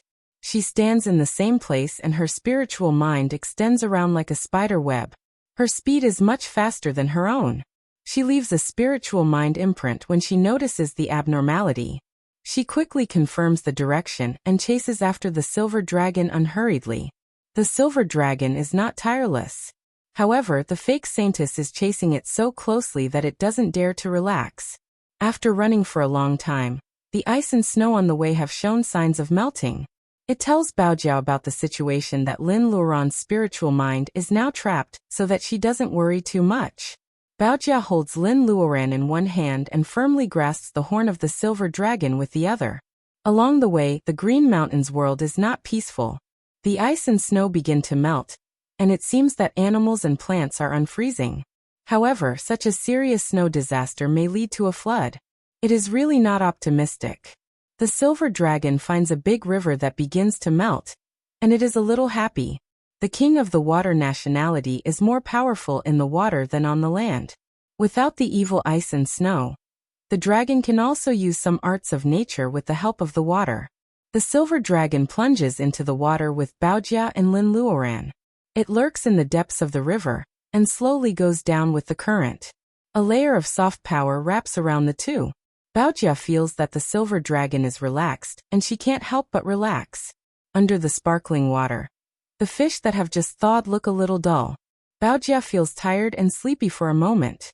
She tries to wake up but still falls asleep unconsciously. The gentle water film wraps Baojia and Lin Luoran. The silver dragon puts them at the bottom of the river and hides their breath. Instead, it goes upstream against the current. The sudden breath of the dragon nationality surprises the fake saintess. She remembers the dragon tail she saw the day before, and thinks that it is the same dragon. Although she doesn't know why the dragon nationality follows Lin Luoran to the Green Mountains world, the fake saintess has met it and knows that the silver dragon is just for show. It looks powerful but she is not afraid. She catches up with it at a faster speed. She intercepts the silver dragon in the upper reaches of the river with a trap that she sees through at a glance. There is a surging undercurrent under the calm river. If she goes into the water, it will turn into a lot of killing intent in an instant. The fake saintess wants to laugh. In terms of the use of spirit power, the creatures on the earth are far worse than her. Even the illusion circle is useless to her, let alone these disguises. What is ridiculous is that this is actually a fake dragon. She can clearly perceive the real soul that does not fit well with the body. When it comes to occupying people's bodies, she has rich experience that others can't compare with. The fake saintess laughs contemptuously. She ignores the killing intent in the water and directly attacks with spirit power. She wants to force out the soul that does not fit well with the dragon body. Then, of course, she swallows it. The spirit power breaks through the water and doesn't cause any waves. However, it firmly locks the dragon body. The little silver fish struggles again and again. At this moment, the fake saintess swallows Chiyo's power in addition to her own spirit power. The little silver fish is trapped in the dragon body and can't fully use its power. In this way, the little silver fish is forced out of the dragon body. Without the protection of the dragon body, it will be destroyed in a few seconds like Chiyu. The little silver fish is reluctant, but it is instantly taken back by the sacred pearl with an irresistible force. The dragon body loses its support and turns back into a white skeleton. It falls into the surging river and is instantly submerged by the waves. It turns out that you are hiding there. The fake saintess follows the direction where the breath of the little silver fish disappears. As expected, she finds the two people hiding under the water. Now where can you escape to? The two people are pulled up from the water. A frosty flame emerges from the fake saintess's palm and instantly wraps the two people up. When the soft water layer is evaporated, the two people will be burned alive. No. Lin Luoran can clearly see everything happening outside in the space. As a gathering vitality cultivator, she already has primordial spirit. It is not impossible for her to survive if her body is destroyed. However, Baojia in the bearing essence period has not gathered vitality. She can't possess her body, let alone transform her primordial spirit like White Fairy. Baojia will die. Don't die. Lin Luoran's eyes are full of tears. She can't do anything about what is happening outside the space. She remembers that year in the hospital. Baojia was also like this in front of her. As a cultivator, she couldn't stop her friend from losing vitality. After hundreds of years, she has advanced to gathering vitality. Does she still have to watch Baojia die in front of her? Let me out. I want to go out. Lin Luoran looks around with tears in her eyes. The thick fog at the edge of the space gently bounces her back. She knows that the space is saving her by taking her primordial spirit in. However, now she only feels that the space has become a prison for her. It will separate her from her best friend forever. Let me out. I don't want the sacred pearl anymore. The water layer is getting thinner and thinner. Helplessness and despair make the primordial spirit of the early gathering vitality extremely weak. Without the consciousness of survival, Lin Luoran is about to be blown away by the breeze at any time. After more than 300 years of personal ability enhancement, she has experienced several changes. Her family is missing. Even her best friend, whom she has worked so hard to find, is going to be lost again? Cultivators have the ability 100 times stronger than mortals. They can't get rid of the mortal world, which corresponds to emotional ups and downs that are 100 times more intense than mortals. For cultivators who pursue the Tao of nature, this kind of intense emotional ups and downs is the most fatal. In a trance, she hears a heavy sigh, which makes her find a channel to vent her grievances. She bursts into tears regardless of it. The primordial spirit has no tears. Her hoarse tears come from her heart. On the second floor of the cabin, the pages of the Great Truths on the table are rustled by the wind. Someone sighs in the book.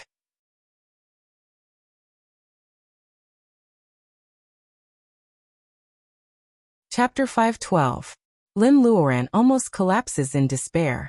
The blue title page of the Great Truths on the table of the cabin is blown open by a gust of wind. The wordless page rustles. Someone sighs helplessly. She is more willful than before. The voice is so low that it is almost inaudible. Only White Fairy, who is still rational, seems to notice it. She glances at the direction of the cabin and thinks she has an auditory hallucination.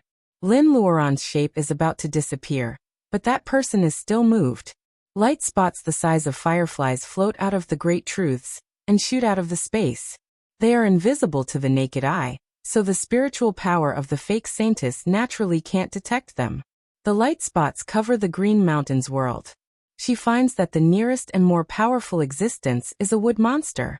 It is guarding a rare spirit herb in a hidden kernel. The light spots sink into the body of the wood monster. It moves its hands and feet, and is satisfied with the body it temporarily borrows. When the wood monster opens its eyes again, it looks gentle.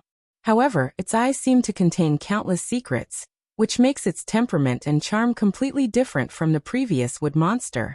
When it opens its eyes again, it seems to detect the power that does not belong to this plane in the depths of the void. Only continuous muffled thunder reminds the creatures of the plane that the existence that belongs to this world has quietly come to the world. He moves his fingers, and the frequency of air fluctuations changes. He has disappeared. When he reappears, the air is fluctuating. He is already on the bank of a big river hundreds of miles away. Stepping on the 3-foot waves, he frowns slightly when he sees that the flames are really going to burn the two people to death. Go! The 3-foot blue waves under his feet separate into a clear stream and drizzle.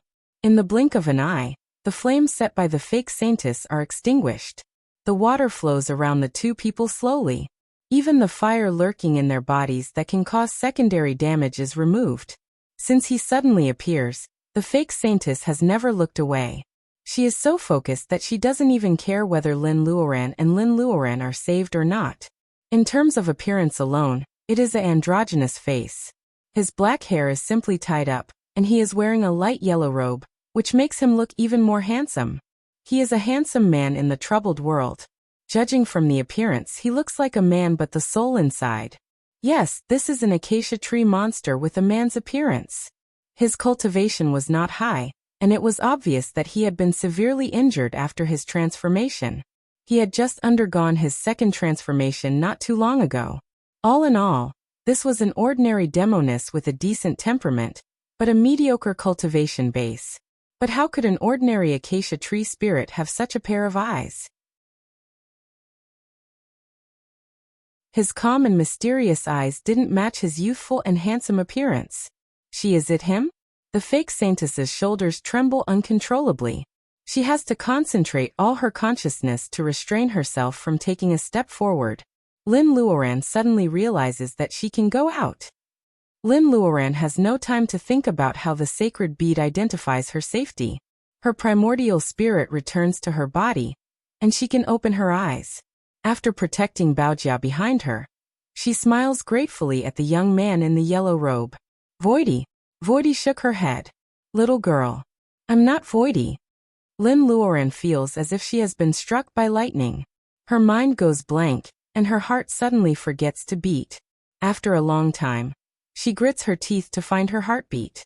It is the face of Voidy the acacia tree. What she saw as a bystander was preaching in her dream. Is it the robe? Until Voidy laughs in a low voice, the huge blank space in her mind is filled with colorful colors again. Very nice. Voidy raises her eyebrows and asks, I mean, your voice is very nice. In such an atmosphere, her praise is so abrupt that Lin Luoran really wants to bite off her tongue. Or should she just lie on the ground and pretend to be dead? Well, I know.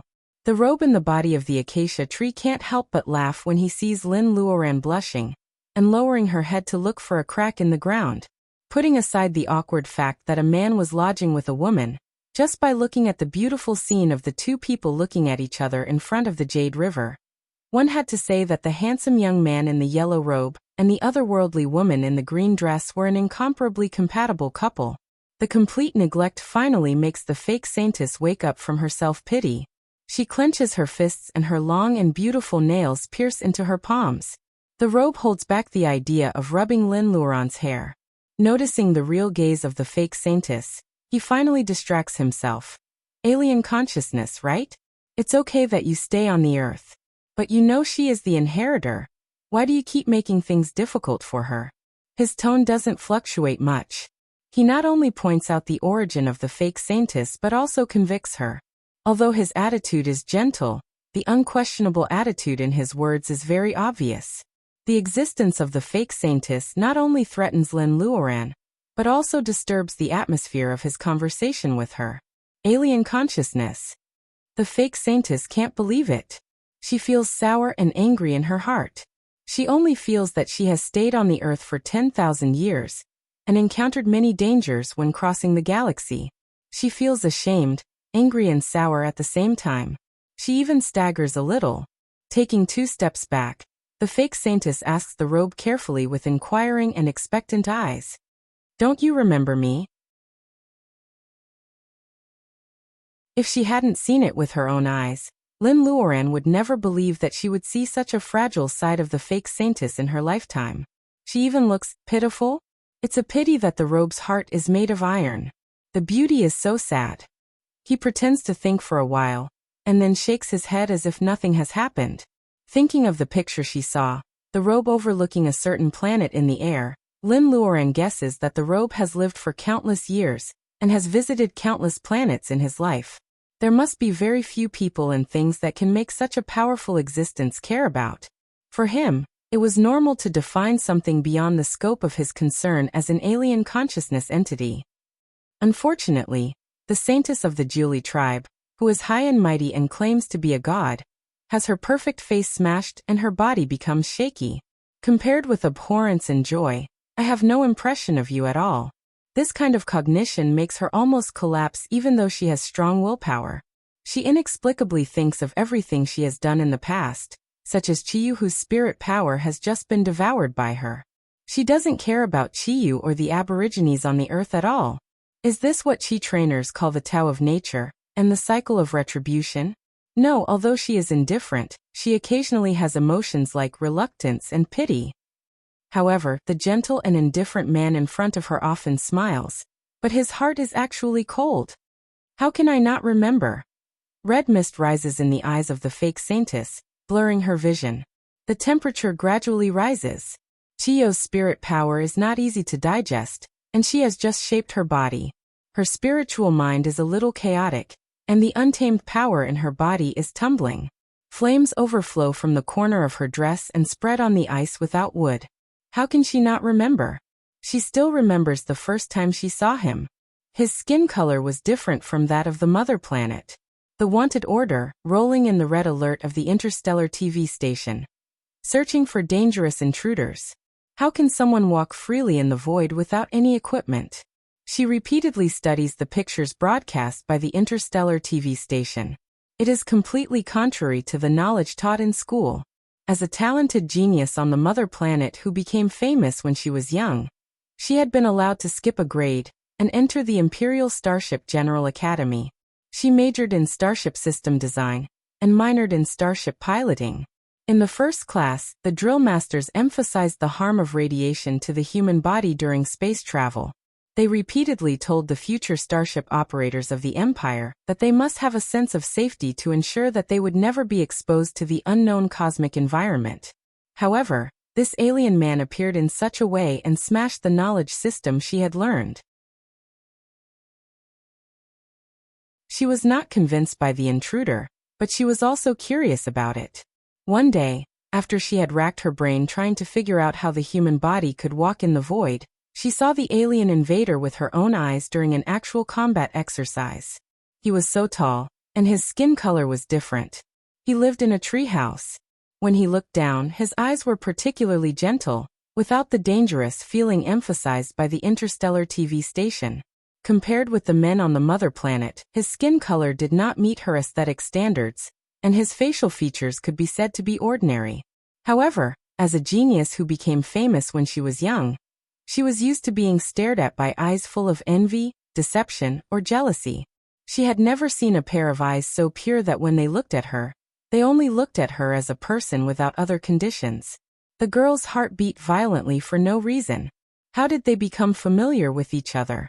It seemed to be very natural. She always went to the forest, and he only stayed in the treehouse for about 2 months a year. Even if he was at home, he would be busy with his own things. He would not take the initiative to talk to her, but he would not drive her away either. He always wore a linen robe. He never ate meat. His drinking water was dew collected, and he ate all kinds of berries. She always felt that he did not eat because he was hungry, but because he wanted to try the taste of different berries. He stayed on the mother planet for 6 years, and his footprints covered every corner of the planet. It was not until the 5th year that she talked to him. In the continuous conversation, he told her the purpose of his visit. "I am looking for an inheritor." "Have you found one?" He shook his head. "This planet is very similar to my home planet, but no one is suitable to be an inheritor." She asked him where his home planet was, and she was met with a long silence. Thinking that he would not answer this question, he said after a long time, "I can't find it anymore, but there should be someone like me, right?" Someone like him, with ivory white skin, black hair, and black eyes? She firmly remembered the characteristics in her heart, and decided to help him find his home planet, if there was a chance.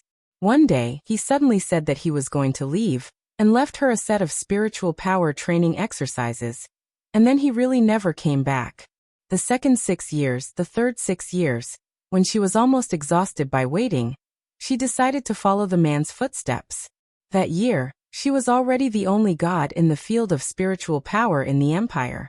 She gave up her position above thousands of people, and set off from the mother planet with a fleet. When she found the blue planet, the whole fleet had only her consciousness left. Her body's lifespan had exceeded the limit. She was really the most talented person in the Empire, and she had actually cultivated to the realm of independent survival of spiritual power. She controlled the small spacecraft with her consciousness to land, and saw the girl from Earth who had the same skin and hair color as her.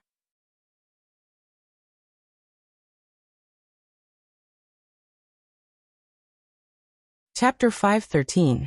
That night, The light refracted by the Earth's satellite moon shines through the towering ancient trees. The spacecraft is eroded by unknown substances in the Earth's atmosphere. When it lands on the Earth, it is completely wrecked. It is impossible for her to repair it alone. However, her joy can't be defeated by some setbacks. She finally has the same body as him with black hair, black eyes, and ivory white skin. The Earth girl's facial features are impeccable. Even on the mother planet, she is a rare beauty. Since she borrows the body of the Earth girl, she can also live as her. Plants and beasts all have spirits. Except for the human race, she is surprised that other species on the blue planet can also extend their lifespan indefinitely through personal ability enhancement. The difference is that the beast race pays attention to bloodline, plants and trees depend on the environment and chance, and the human race needs Taoist root. Cultivators on the Earth train Qi into their bodies and call themselves Qi trainers. The key to personal ability enhancement is the so-called Taoist root in their bodies. This thing can't be seen or touched, but it will produce the most intuitive reaction when facing Reiki in the world. It was the Qi trainers who could fly in the sky and burrow into the ground that made her believe that this blue planet, which was 70% covered by water, was his hometown.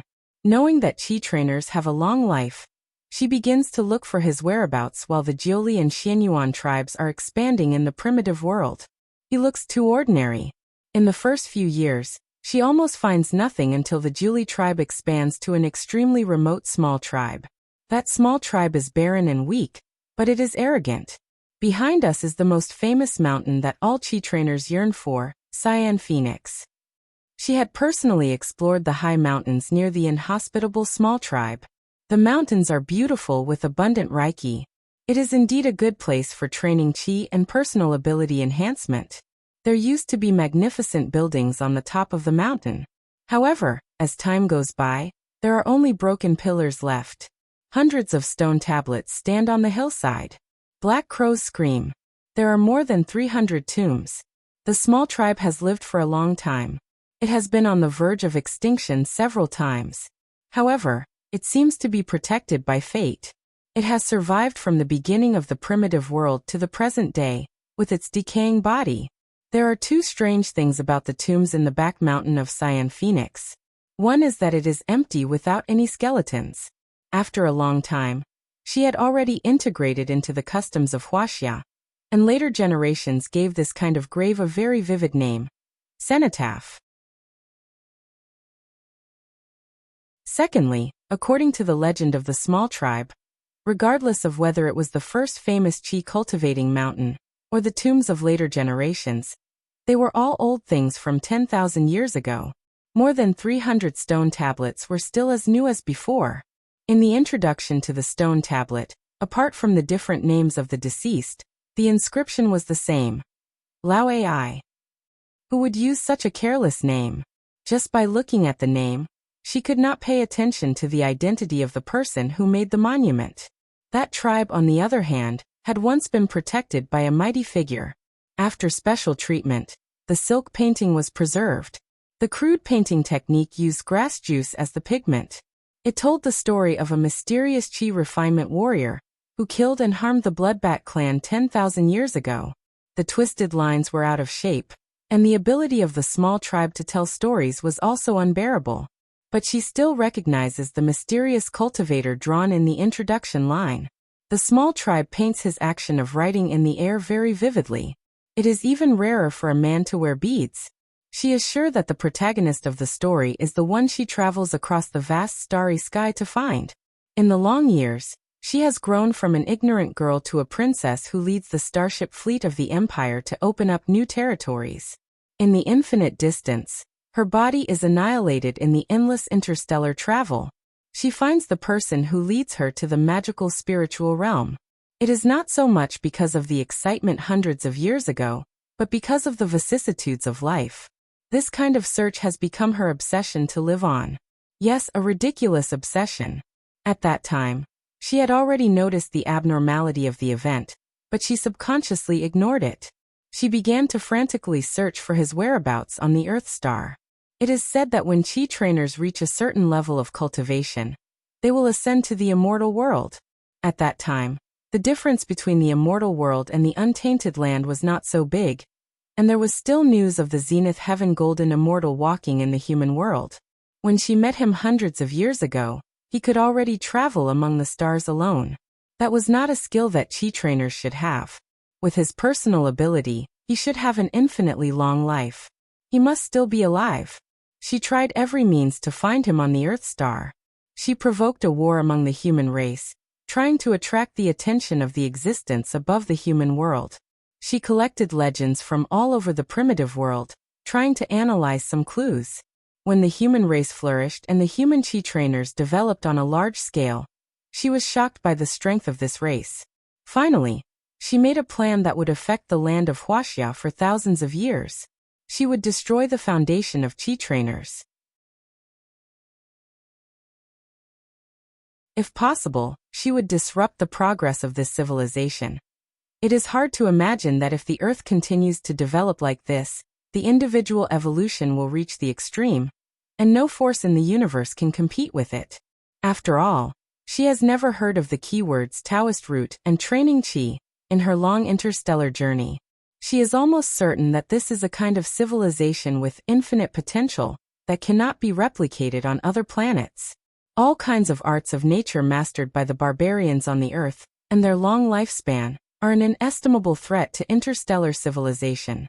Since it cannot be replicated or controlled, as the princess of the Empire of the Advanced Alliance star, it is necessary for her to kill such a crisis in the cradle. The interstellar survival law formed in the endless years shows that the so-called peace is the slavery of the strong to the weak. The resources of the universe are not inexhaustible. She doesn't want her home planet to be threatened one day. Her actions are very secretive. Subconsciously, she also hopes that someone will stand up to stop her. She even hopes that the person is him. Coincidentally, all the gods and Buddhas in the sky pretend to be deaf and dumb. By disappearing collectively, they acquiesce to her behavior of destroying the foundation of personal ability on the Earth. The plan was very successful. Hiding under the cover of the current situation could help her pass the stagnant days. It is not until she is successfully counterattacked by the Julie tribe, and is sealed in the underground world of the desert by the soul-suppressing stone. In the loneliness that can torture people crazy, she reconsiders some clues that she has ignored. For example, at the beginning of primitive times, there were no gods and Buddhas on the Earth. The sporadic clues in primitive legends show that when he walked on the Earth, it was the beginning of primitive times, when powerful monsters were everywhere. Someone passed on the formula of training chi to help the human race protect themselves, so the human race could gradually become stronger. She begins to think about whether the Earth is his home planet, or just similar to it. In the interstellar transmission, because of some indescribable accident, she arrives at the end of primitive times when the human race rose. And his traces and legends are in the early primitive times when the human race was just at the beginning. Due to a freak combination of factors, the distance between them wasn't just a horizontal distance of countless light years. In fact, it is an uncrossable vertical time of 10,000 years, year after year.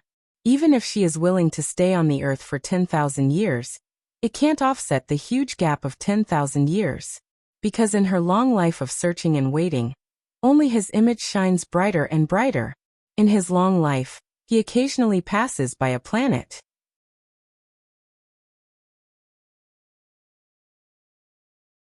"6 years is so short that he has no impression of it. The ancient books of personal ability that she regards as treasures are just something he finds casually. Her existence was just a meaningless, alien consciousness entity. The flame is boundless, roasting the half-melted snow in the Green Mountains. Wherever the unscrupulous and flamboyant flame goes, the grass soaked in the snow water is instantly scorched and the trees are also wet and burning.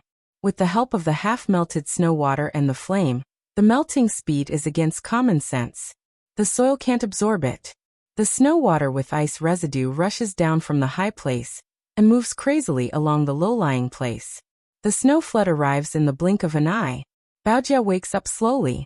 She looks at Lin Luoran with unclear eyes and complicated feelings. Lin Luoran doesn't have time to care about these details. She sees that the fake saintess is stimulated and goes crazy. The Green Mountains turn into a swamp in the blink of an eye.